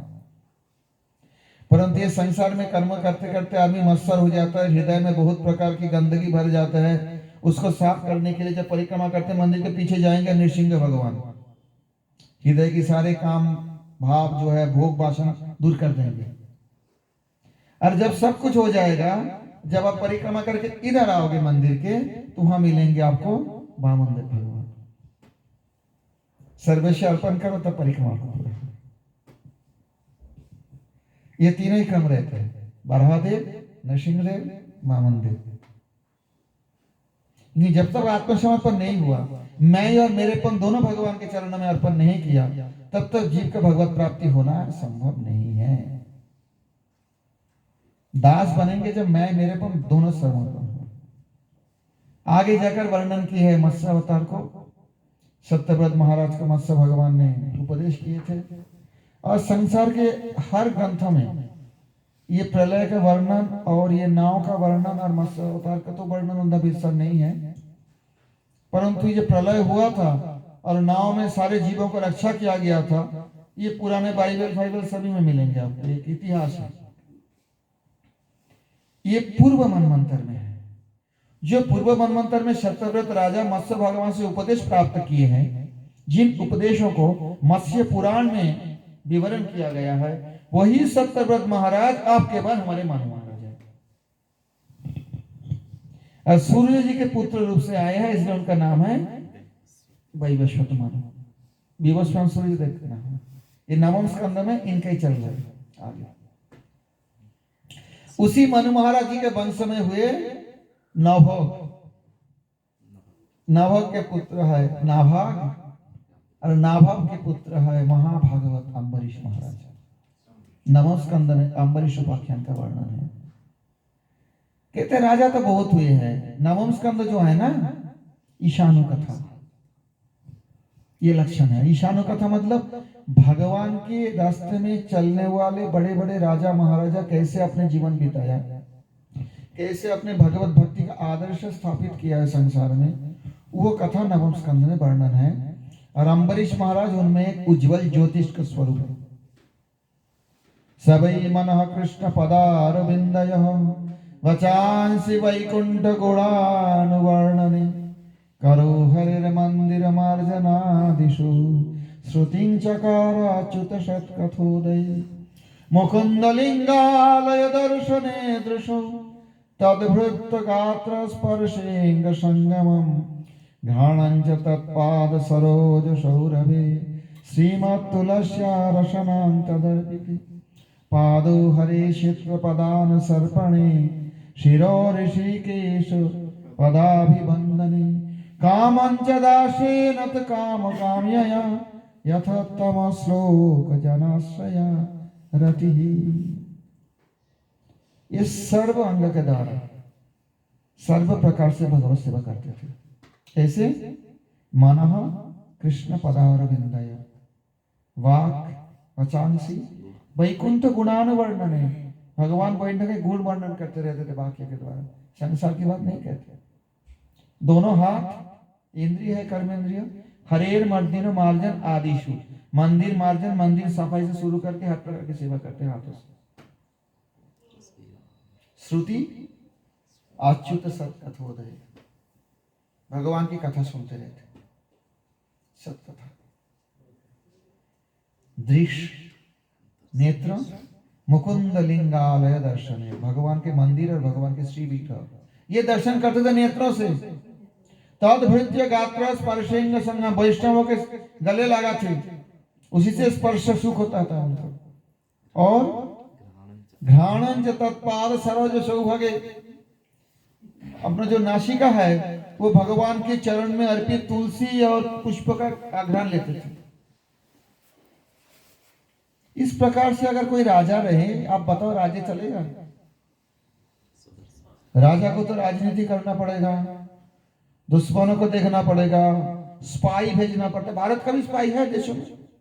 अभी जो डोभाल जी है वो तो पहले 15 साल तो पाकिस्तान में गुप्तचर रहे हैं, रखना पड़ता है। ये राज शासन के अंग है, आज नहीं अनादिकाल से है। वो तो करना पड़ता है।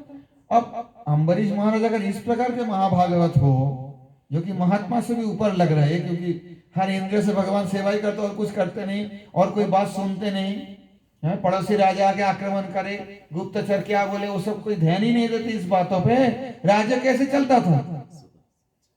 कहते हैं जो इस प्रकार समर्पित महात्मा महाराज है उनके लिए भगवान के सुदर्शन चक्र उनके राज्य की रक्षा करते। भगवान ने हमने सुदर्शन का आदेश किया तुम जाके अम्बरीश का राज्य रक्षा करना, किसी दुश्मन का बॉर्डर क्रॉस करने ही नहीं देना। सप्तद्वीपाधिपति थे अम्बरीश महाराज, फिर भी दुश्मन तो था। देश के अंदर भी दुश्मन होते हैं, बाहर भी होते हैं। भारत के अंदर क्या भारत का दुश्मन नहीं है? बहुत है, और बाहर में भी है। तो अम्बरीश महाराज जी इस प्रकार से अपने राज्य चलाते, भक्त राजा, एक आदर्श राजा, हम सभी के लिए आदर्श है।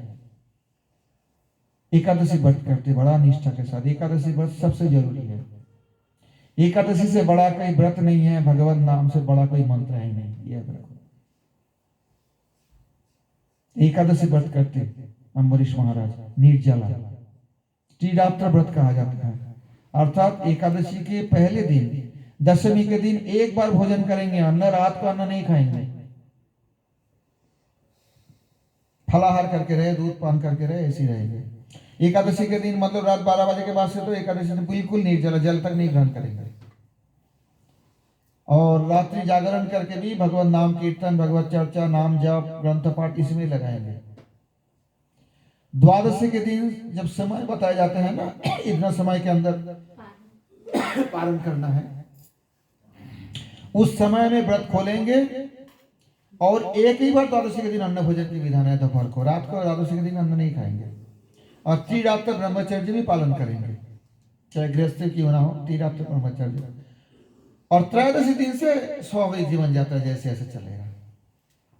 तो अम्बरीश महाराज इतना कठोर रूप से एकादशी व्रत करते थे।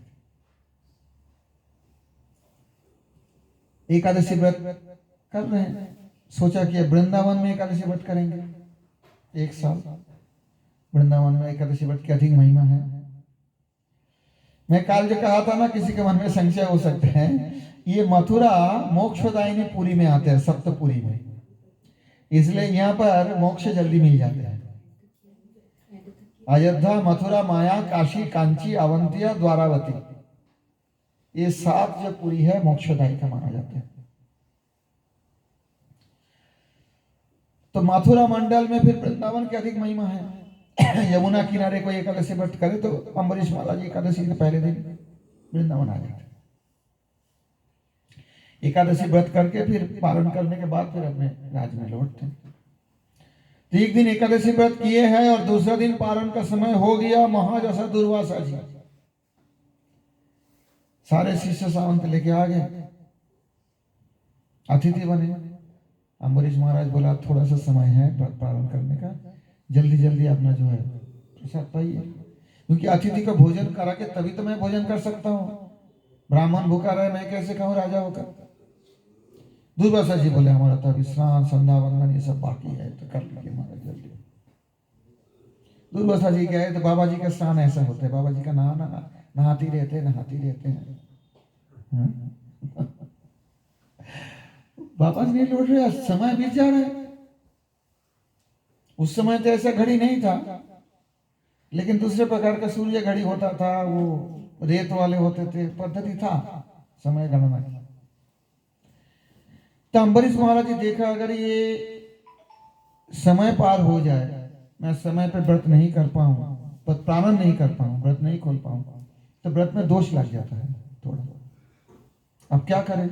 और फिर हमारे अतिथि है दुर्वासा जी, उनको बिना भोजन कराए मैं खा लूं तो भी तो बहुत बड़ा अपराध है, पाप लग जाए, क्या करें? ब्राह्मणों से पूछा, ब्राह्मणों ने बोले एक काम कीजिए महाराज, समय बीत जाए, समय पे पालन करना चाहिए। आप तो निर्जला व्रत किए हो ना, कुश के अग्रभाग से थोड़ा सा जल लेके आपने मुंह में ले लीजिए, प्रसादी जल, व्रत तो खुल जाएगा। और वो 1 बूंद 2 बूंद जल तो कोई भोजन नहीं माना जाता है ना, तो इसलिए अतिथि को भूखा रख के हमने भोजन किया ऐसा भी नहीं कह सकते कोई, तो दोनों तरफ रक्षा हो जाएगा। अम्बरीश महाराज जी ने ऐसे ही किया, कुश में थोड़ा जल लेके अपने मुंह में डाले और व्रत खोल गया उनका समय पे। दुर्वासा जी आके पता लग गया तुमने व्रत खोल लिया, इतना घमंडी राजा हो, मैं ब्राह्मण भूखा हूं, तुम्हारे अतिथि हूं, तुम मुझे भोजन नहीं करोगे, कैसे भोजन किया? एक कृत्य बना लिया। अभी कहते हैं घात, एक समाज में एक बात है, घात छोड़ दिया ना कोई अग्नि पीछे भागेगा और करेगा, कृत्या। तो जब कृत्या छोड़े हैं अम्बरीश को नाश करने के, जलाने के लिए, भगवान के सुदर्शन चक्र है। अम्बरीश महाराज जी एक पग भी पीछे नहीं हटा, डर के मारे। नहीं, डर नहीं है उनको। क्यों डर नहीं है? अभय कौन होता है? जो भगवान के अभय चरणारविंद का संपूर्ण रूप से आश्रय करते हैं, उनके अंदर अभय रहते हैं। बाकी संसार के सब भयभीत रहते हैं। ब्रह्मा जी का इतना बड़ा आयु है, ब्रह्मा जी भी भयभीत होते हैं, एक दिन मुझे भी मरना है। परंतु अम्बरीश महाराज जी भगवान के अभय अशोक चरणारविंद में आश्रय ग्रहण किया संपूर्ण रूप से, भाले राजा हो, इसलिए भय नहीं है, एक पग भी पीछे नहीं हटा। तो सुदर्शन चक्र आके उसी कृत्य का नाश कर दिया और दुर्वासा जी के पीछे लग गए। पीछे क्यों लग गए? अरे चाहते तो 1 सेकंड में दुर्वासा जी मर जाते सुदर्शन से। भगवान उनको मारना नहीं चाहते, भगवान चाहते हैं संसार में अम्बरीश महाराज जैसे वैष्णव की महिमा आख्यापन करना चाहिए। दुर्वासा जी भागे भागे शंकर जी के पास गए, बचाओ। शंकर जी का ही अंश माना जाता है दुर्वासा जी को। शंकर जी दूर से देखा वो बाबा जी आ रहे, पीछे पीछे चक्र, बोला यहाँ नहीं, चलो मैं कुछ नहीं कर सकता हूँ, भागो भागो जल्दी, ये भगवान के सुदर्शन लगा तुम्हारे पीछे, मैं कुछ नहीं कर सकता हूँ, तुम्हारा सारे कुदर्शन हटा देंगे। ये सुदर्शन पीछे लगे हैं मतलब जो कुदर्शन है उसको सब खत्म कर देंगे। मैं नहीं कर सकता हूँ, भागो यहाँ से, मैं बचा नहीं सकता हूँ, शरण नहीं दे सकता हूँ। गए साक्षात ब्रह्मा जी के पास, ब्रह्मा जी देखा पीछे से सुदर्शन आ रहे हैं उनका, बोला महाराज यहाँ से चलिए, यहाँ से चलिए। नहीं नहीं आप बचाओ मुझे, आप सृष्टि करता, मैं कुछ नहीं हूँ, ये सुदर्शन लगे, जल्दी जल्दी भागो, मैं अपराध में पड़ जाएंगे, चलो। अंत तक तो वैकुंठ चले गए भगवान नारायण के पास। भगवान नारायण बोला मैं भी नहीं कुछ कर सकता हूँ, चलो। बोला महाराज आप नहीं कर सकते हो, आपके ही तो सुदर्शन है, आपके ही अस्त्र है। बोला नहीं मैं नहीं कर सकता हूँ। क्या आपका दिल में दया नहीं है, मैं भागे भागे डोल रहा हूँ? बोला दया करना तो हृदय का धर्म होता है, मेरा हृदय मेरे पास है ही नहीं। बोला फिर कहाँ गए आपका हृदय? बोला देखो जो साधु लोग, जो वैष्णव लोग सर्व प्रकार से मेरी सेवा करते हैं और कुछ भी नहीं मानते हैं, मेरे से कुछ नहीं चाहते, उनको मैं क्या दूं? विश्वनाथ चक्रवर्ती बड़ा सुंदर रूप से इनका व्याख्यान किया, क्या दूं उनको? और कुछ देने से रखेंगे नहीं, इसलिए मैंने अपना हृदय उनको दे दिया। और वो हृदय को लेकर बड़ा आदर के साथ अपने हृदय में रख लिया। दया करना हृदय का धर्म होता है। मेरा हृदय मेरे पास नहीं है। साधवो हृदय मह्यम साधुनां हृदयं त्वहं मदन्यत्ते न जानन्ति नाहं तेभ्यो मनागपि। तुम तो इतने बड़े तपस्वी हो, सुदर्शन के डर से भागते रहते हो, अम्बरीश महाराज कृत्या के डर से एक पग पीछे हटा था क्या? ऐसी भक्त को मैं कैसे जाऊं? तद गच्छत महाभाग, जाओ उसी अम्बरीश के चरणों में माफी मांगो, वो क्षमा कर देंगे तो सुदर्शन निवृत्त हो जाएगा। मैं क्षमा नहीं कर सकता हूं। दुर्वासा जी आके फिर अम्बरीश के चरणों में गिर पड़े, प्रणाम करने गए, परंतु अम्बरीश महाराज पैर छूने नहीं दिए। बोले महाराज ऐसे कैसे होगा, मैं क्षत्रिय हूँ, आप ब्राह्मण हो, मर्यादा होता है वर्ण आश्रम का, आप मेरे पैर नहीं छूना। तो बोला मुझे तो बचाओ। अम्बरीश महाराज जी प्रार्थना करने लगे, हे भगवान, मैंने अगर कभी पुण्य किया हूँ, कभी भगवान का आराधना किया हूँ, भगवान की आराधना कभी जिंदगी में किया हूँ, तो आप इस ब्राह्मण को मुक्त कर दीजिए, छोड़ दीजिए। बताइए, उनको मारने के लिए आए थे, परंतु वैष्णव इतने दयालु होते हैं, इतने तितिक्षा होते हैं उनके अंदर, दुख सहन करना। और उतना ही नहीं, 1 साल तक ये चक्र चलते रहे, सुदर्शन भागते रहे, क्योंकि पूरे संसार को महिमा दिखाना है, भगवत भक्त की महिमा। इसलिए भगवान ने ऐसे लीला की है। मारते तो 1 सेकंड लगने लगता दुर्वासा जी को मारने के लिए, पूरे संसार देखे तो घूमते रहे। और 1 साल तक अम्बरीश महाराज जी अन्न नहीं ग्रहण किया। क्यों? कि मेरे घर से अतिथि भूखा चले गए, मैं कैसे खाऊं? जब तक उनका भोजन नहीं करो मैं नहीं भोजन कर सकता। अम्बरीश जी की प्रार्थना से सुदर्शन निवृत्त हो गए। और दुर्वासा जी आप वैष्णव की महिमा समझ गए। उसके बाद दुर्वासा जी किसी को कोई श्राप नहीं दिया, ये प्रमाण है, किसी को कोई श्राप नहीं दिया। और आते वृंदावन के वो जो निधिवन है ना, वहां दुर्वासा जी आते हैं बीच में भगवत लीला दर्शन करने, बाकी रहते हैं उधर यमुना पल्ली बाहर। दुर्वासा टीले आप तो मठ भी बन गए वहां पर। अम्बरीश महाराज 1 साल तक भूखा रहे, परंतु अन्न ग्रहण नहीं किया। आप दुर्वासा जी को भोजन करवा के स्वयं भोजन किया। अहो अनंत दासाना महात्मा दृष्टमात्यों में। मैं ज्यादा श्लोक नहीं बोलूंगा, समय भी जाता है, आप लोग भी परेशान होते होंगे, इतना श्लोक क्यों बोलते हैं महाराज। कहते हैं आज मैं भगवान अनंत की दासों का महिमा दर्शन किया, मैं उनको मारने के लिए प्रयास किया क्रोध होकर, वो मुझे बचाने के लिए अपने सारे पुण्य नुछावर कर दिए। तब से दुर्वासा जी बिल्कुल किसी को परेशान नहीं किया, किसी को श्राप भी नहीं देते, एकदम शांत हो गए दुर्वासा जी तब से। अभी तक तो दुर्वासा से डरना नहीं है, परंतु और महात्मा से डरना है, कोई ऐसी श्राप ना दे। निताई गौर प्रेमानंदे हरि हरि बोल। नमस्कार में और सारे वंश वर्णन है राजाओं का, हरिश्चंद्र उपाख्यान है, परशुराम जी के अवतार की वर्णन है। ये सब वर्णन करने के बाद सूर्य वंश, चंद्र वंश, यजाति महाराज उनका जो यौवन दान किए थे इत्यादि वर्णन करने के बाद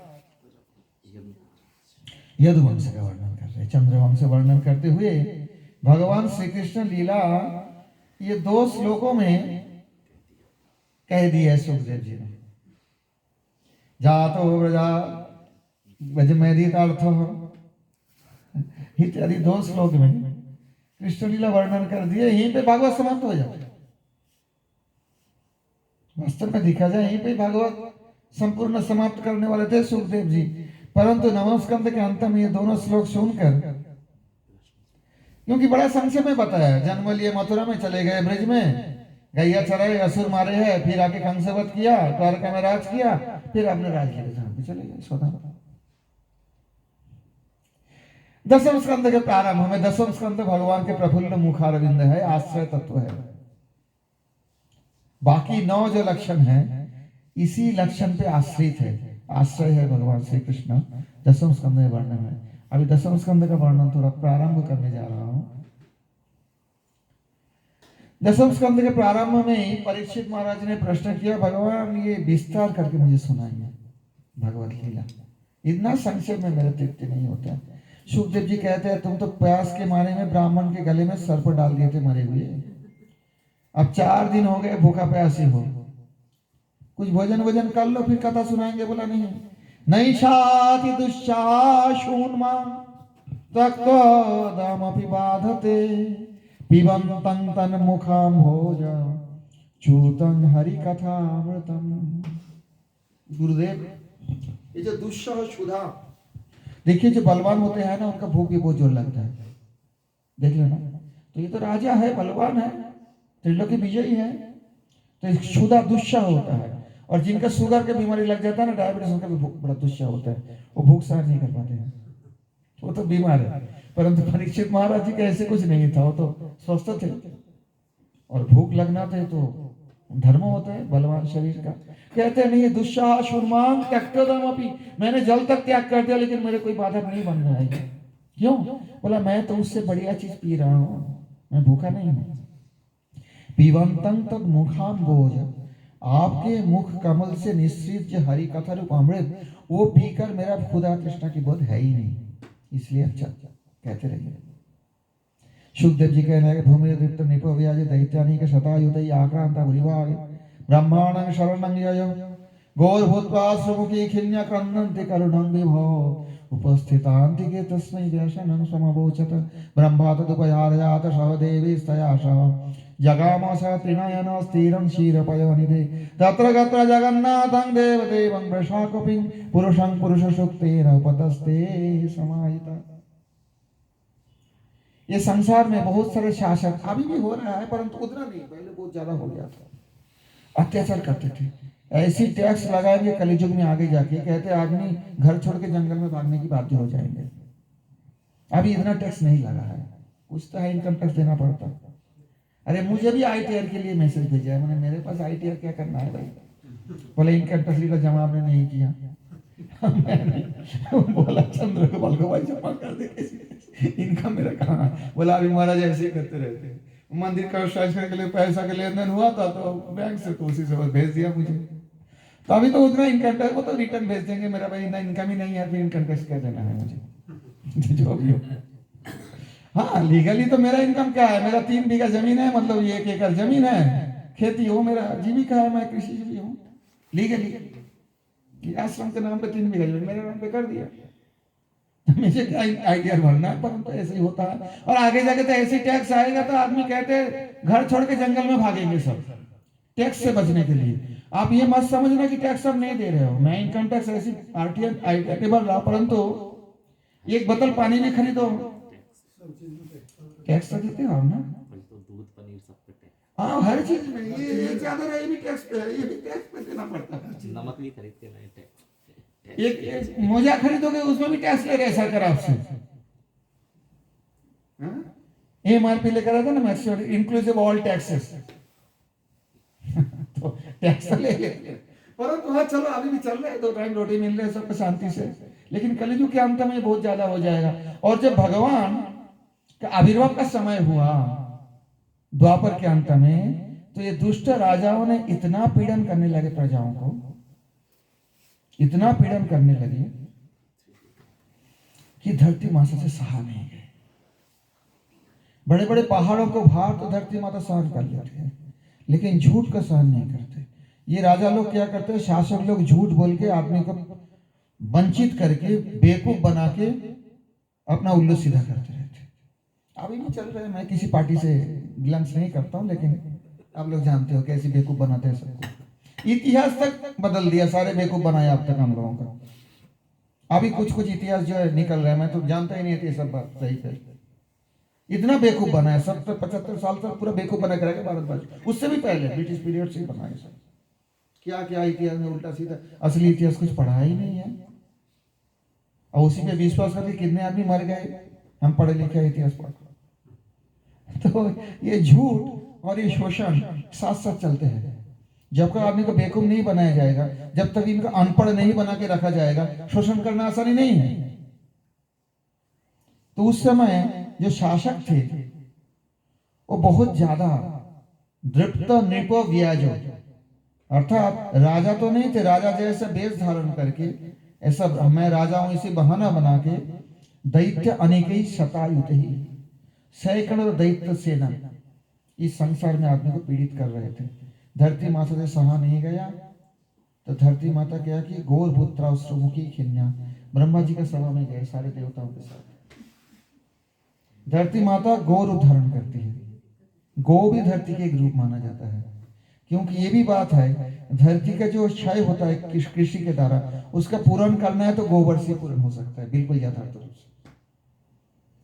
तो गौ माता जो है धरती गौ माता रूप धारण करके गई और सारे देवता गए। कहाँ गए? ब्रह्मा जी के पास। ब्रह्मा जी बोला मैं क्या करूं, चलो पालन करने के बाद तो भगवान विष्णु पर है, मुझे थोड़ा सृष्टि करने के लिए शक्ति समर्पण किए थे भगवान, मैं थोड़ा सा काम कर दिया। सब जाके क्षीर सागर के तट, क्षीर सागर कहाँ है? एक कहते हैं हृदय में एक क्षीर सागर है जिसमें परमात्मा शयन करते हैं, और एक क्षीर सागर है, अब हृदय में हो या क्षीर सागर तट में हो, सभी जाकर पुरुष सूक्त मंत्र के द्वारा, वेदोक्त मंत्र के द्वारा भगवान की स्तुति की। हरि पुरुषः साक्षाः सहस्रपाद स्वभूमिगुं विश्वतो व्रत्व्या अत्यतिष्ठद्दशाङ्गुलं पुरुष एवेदयं सर्वम् इत्यादि पुरुष सूक्त मंत्र।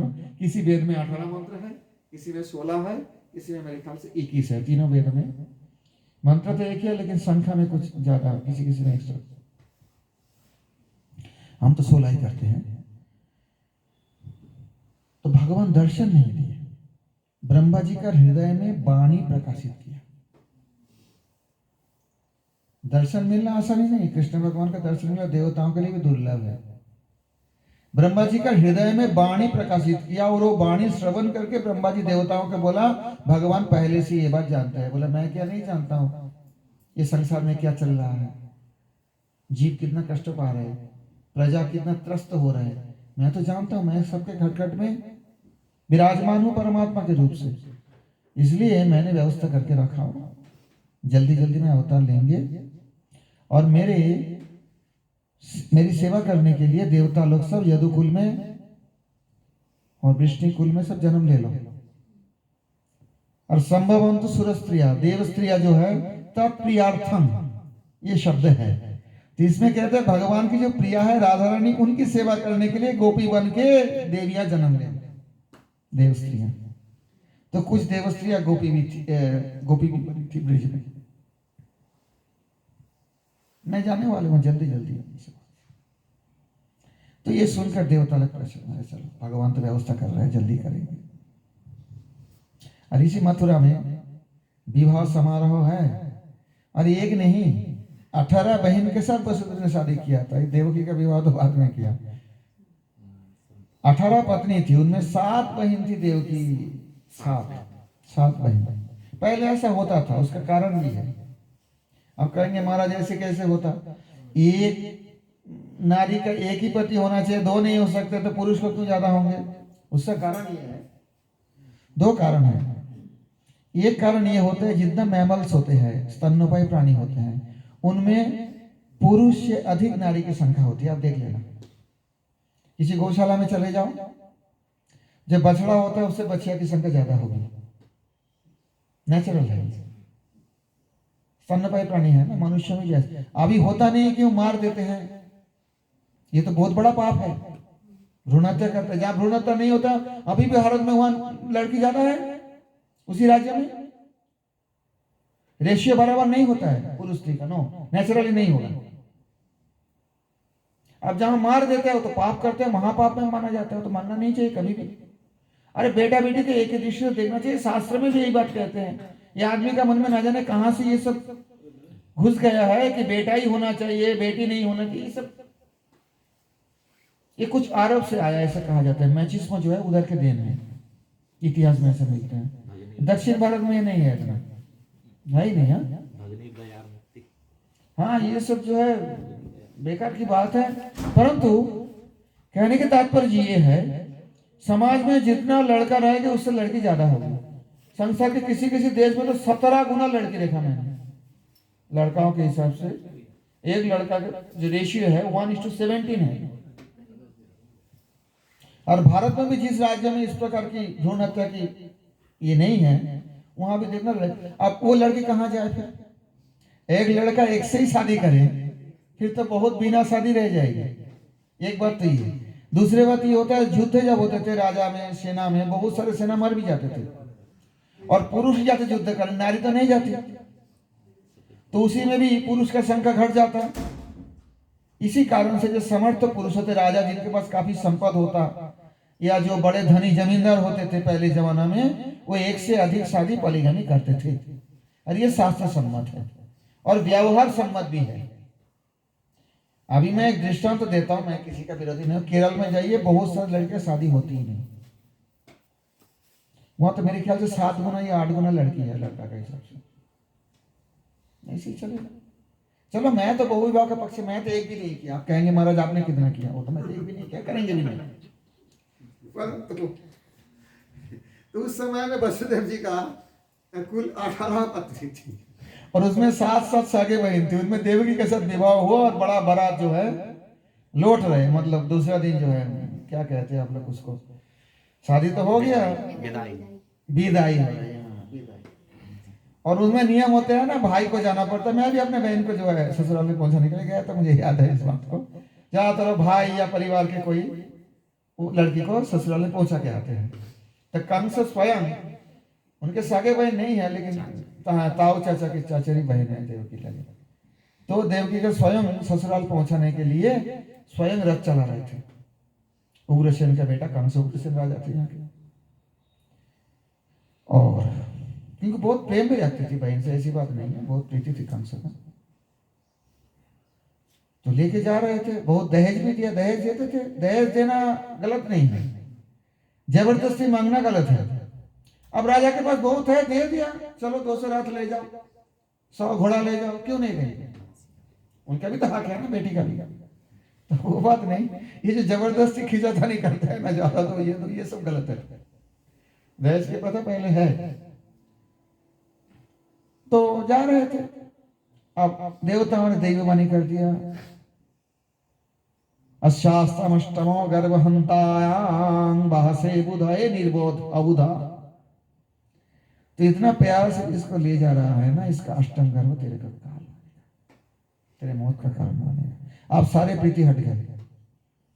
जब जान का खतरा है ना, तो कंस ने देवकी को चोटी पकड़ के अब यही खत्म कर दो, ना रहेगी बांस न बजेगी बांसुरी, कोई मार दू तो वसुदेव ने देखा बड़ा अनर्थ हो जाएगा, तो दुष्ट है, कैसे समझाऊं?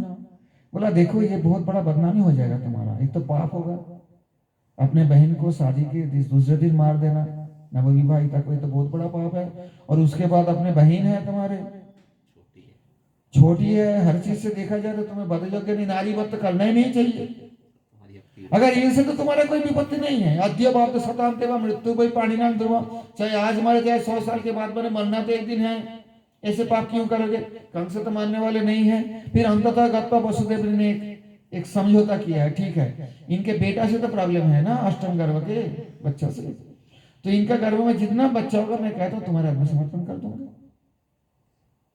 इनको तो छोड़ दो। और वसुदेव जी कोई झूठ नहीं बोलते हैं।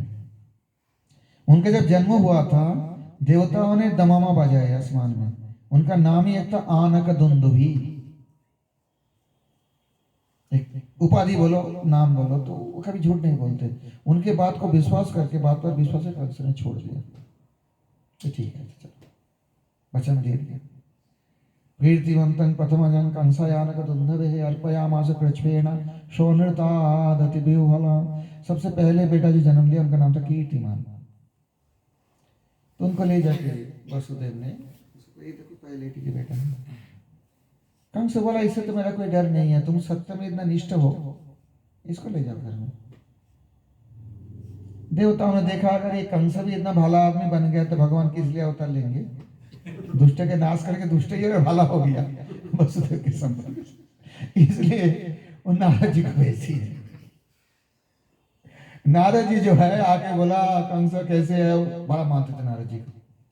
दुष्ट तो था लेकिन असुर भी साधु महात्मा कभी कभी बहुत मानता है, क्योंकि ये कोई वरदान दे देगा तो मेरा मालामाल हो जाएगा, श्राप दे देगा मेरा सत्यानाश हो जाएगा, इसलिए इनका खुश करके कुछ वरदान ले लो। तो असुर भी करते हैं, भगवान को भला ना माने साधु को मानते हैं, और भूत प्रेत से बहुत डरते हैं असुर लोग। हाँ बहुत ज्यादा, भगवान से नहीं डरते, प्रेत से डरते हैं।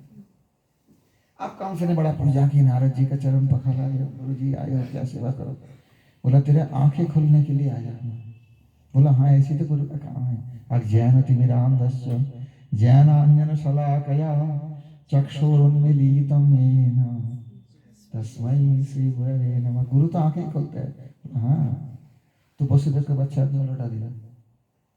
बोला महाराज ये तो पहलू के है, अष्टम गर्भ के संतान तो मेरा मौत बनेगा ना, इसलिए लौटा दिया। बोला तू बड़ा सीधा है, देवता लोग छलिया होता है, अगर 8वीं को पहले भेज दिया हो और पहले को 8वीं भेज दिया, क्या पता, क्या पता है, हो सके ही 8वीं वाले हैं। एक चक्र में कौन सा 8वीं कौन सा पहली कैसे पता लगेगा? और तू जानते है तेरे पिताजी ये भी देवता के पक्ष में है। तू जानता है तू कौन था जो काल में भी त्रेता युग में जिसको मरवाया था हनुमान जी से भगवान रामचंद्र। और तेरा दुश्मन हिरण्याक्ष का बेटा काल नहीं, हिरण्यकश्यप का सेनापति काल नहीं, जो रावण का मामा था। वो है, वो तो एक ही उसने मारा। रावण का मामा काल नहीं, हनुमान जी ने मारे थे उनको। तो ये सब तुझे मरवाया था, और ये सब देवता है तेरे यदुवंश तुझे मानते हैं ना अपने, सारे तेरा दुश्मन है बेटा। मैं तेरे आंखें खोलने के लिए आया। बोला अच्छा ऐसी बात है, तो अभी सारे का सारे खत्म कर दें। बोला अभी नहीं, मैं चले जाऊं तो जो करना कर ले, मुझे तो जाने दे शांति से। तो उसी रात में मथुरा में ऐसा कहा जाते हैं, मथुरा के रास्ते में खून की नदियां बह गई। वसुदेव को बुलाया, उस बच्चे को तो पटक के मार दिया, कीर्तिमान को, और सारे जो है जेल में डाल दिया। उग्रसेन महाराज का अपने पिता को गद्दी में स्वयं बैठ गए, और ज्यादा में जो उनका पक्ष समर्थन नहीं किया सारे का सारे काट दिया बहुतों को। बहुतों ने अपने जान बचाने के लिए दूसरे राजा के आश्रय में चले गए। कौन थे? कोई कश्मीर भाग गए, कोई मद्रास भाग गए, मद्रादेश जिसे कहा जाता था, कोई कहीं भाग गए, कोई कहीं भाग गए, जान बचा के सब छिपे हुए हैं। वसुदेव जी का 18 पत्नी में वो भी सब छिप गए। देवकी के साथ तो उसका बंदी बना दिया, वो तो कहीं नहीं भाग सकते। और उनमें रोहिणी माता चली गई नंद महाराज जी के पास, गोकुल में वो छिपे रहने लगे। ऐसे करके बहुत बड़ा अनर्थ हो गया मथुरा में उसी रात को। एक एक करके देवकी का एक एक बालक जन्म लेते हैं और कंस मारते रहते हैं। सप्तमो वैष्णवो धामं यमनन्तं प्रचक्षते गर्भो बभूव देवक्या हर्ष शोक विवर्धना। जो सप्तम गर्भ हुआ वो वैष्णव धाम है। वैष्णव धाम मतलब भगवान के धाम स्वरूप जो बलदेव जी है ना, वो सप्तम गर्भ में प्रकट हुए। क्योंकि जब तक भगवान की शैया स्थापित नहीं होगा भगवान कैसे बैठेंगे? बलदेव जी देवकी के गर्भ में मानो भगवान के आसन प्रतिष्ठा किया, तो देवकी का हर्ष और शोक दोनों बढ़ गए, आनंद भी बढ़ गए, क्योंकि आनंद कंद बलदाव जी जिनके अंदर प्रकाशित हुए हैं, आनंद कैसे नहीं होगा? और दुख क्यों है कि इस बच्चे को भी मार देगा कंस। हर्ष शोक विवर्धना। और वहां भगवान तो सब देख रहे हैं ना, वही तो सब करवा रहे हैं। योग माया जी को बुलाए, योग माया समाधिशत, भगवान योग माया को बुला लिए। कच्छ देवी ब्रजन भद्र गोप गोभिर अलंकृतम रोहिणी वसुदेवश्च भार्यास्ते नंद गोकुले अन्याश्च कंस संविघ्न विवरेषु बसंति। विवरेषु माने अंडरग्राउंड हो गए, गड्ढे में। विवर मतलब होता है बिल, तो बिल में थोड़ी गए, बिल में जाने का मतलब क्या होता है? अभी कहते हैं ना अंडरग्राउंड हो गए, सब छिप गए कहीं ना कहीं। और इनमें जो रोहिणी है, देवी तुम ब्रज में जाओ। मतलब ब्रज कैसे पहचानू? बोला गोप गभीर अलंकृतम, जहाँ ग्वाल रहते हैं, गाय रहते हैं, वही ब्रज है। और देखो ये नंद की जो ब्रज है, उस समय ये नंदगांव नहीं था, ये लोग रहते थे यहाँ गोकुल में। रोहिणी वसुदेवस्त भार्यास्ते नंद गोकुल। वसुदेव की एक भार्या रोहिणी वो नंद गोकुल में रह रहे हैं। और बाकी जो और पत्नियां हैं, ये 2 छोड़ के मतलब और 16 विवरेशु वसंती, कहीं कहीं छिपी हुई है। अपने मित्र राजा थे ना, उनके पास शरण लेते पहले। अभी भी ऐसा होता है, किसी देश का राष्ट्रपति भाग जाते हैं और देश में शरण ले लेते हैं, शरण दे भी देते हैं। ये कभी तुम्हें भी हमें जरूरत है, हमें भी तुम्हारी जरूरत पड़ेगा, इसमें आपस में चलता था। तो वसुदेव के और यादव यदुवंशी को तो इधर उधर छिप के ऐसे, जो कंस के अत्याचार नहीं मान सके और रह भी नहीं सके, मार देगा, तो दूसरे दूसरे राजा के आश्रय में चले गए थे सब। तो देवक्या जठरे गर्भं शेषाख्यं धाम मामकं तं सन्निकृष्ट रोहिण्या। देवकी के गर्भ में शेष नाम के मेरा धाम है, उनको वहां से खींच के रोहिणी के गर्भ में संस्थापन करो। पहले कहते थे महाराज ये सब कहानियां कैसे हो सकते हैं, अभी तो हो रहा है ना, सरोगेट मदर कहते हैं, सुने हो नहीं? बच्चा किसी का है, किसी के गर्भ में स्थापन कर देता, वहां पालते हैं बच्चा, वहां जन्म लेते हैं, वहां तो मां नहीं है। तो ऐसे ही रोहिणी सरोगेट मदर हो जाएगी। देवकी के बच्चे को ले जाके उस छोटा सा जो भ्रूण को रोहिणी स्थापन कर दो। और मैं जा रहा हूं जल्दी। अतः मम सौभाग्येन देवक्या पुत्रतां स्वे प्राप्स्यामि तं दशरथाय नंदपत्नं भविष्यति। मैं बहुत जल्दी से जल्दी देवकी के पुत्र के रूप में आने वाले हूं, और तुम नंद पत्नी यशोदा के वहां जन्म लोगे। और बहुत कुछ काम है तुम्हें करना है, सारे को सुला देना है, सब भुला देना है।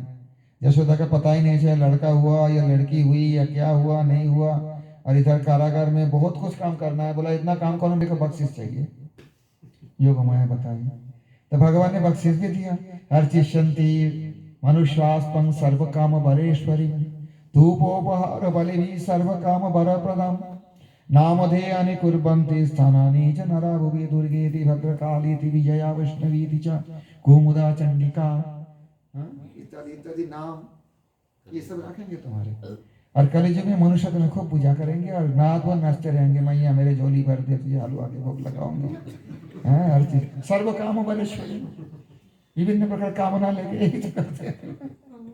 कोई तो नहीं कहता देवी मैया से मुझे विपत्ति दीजिए, भगवत दर्शन दीजिए, ऐसा हो तो देवी मैया।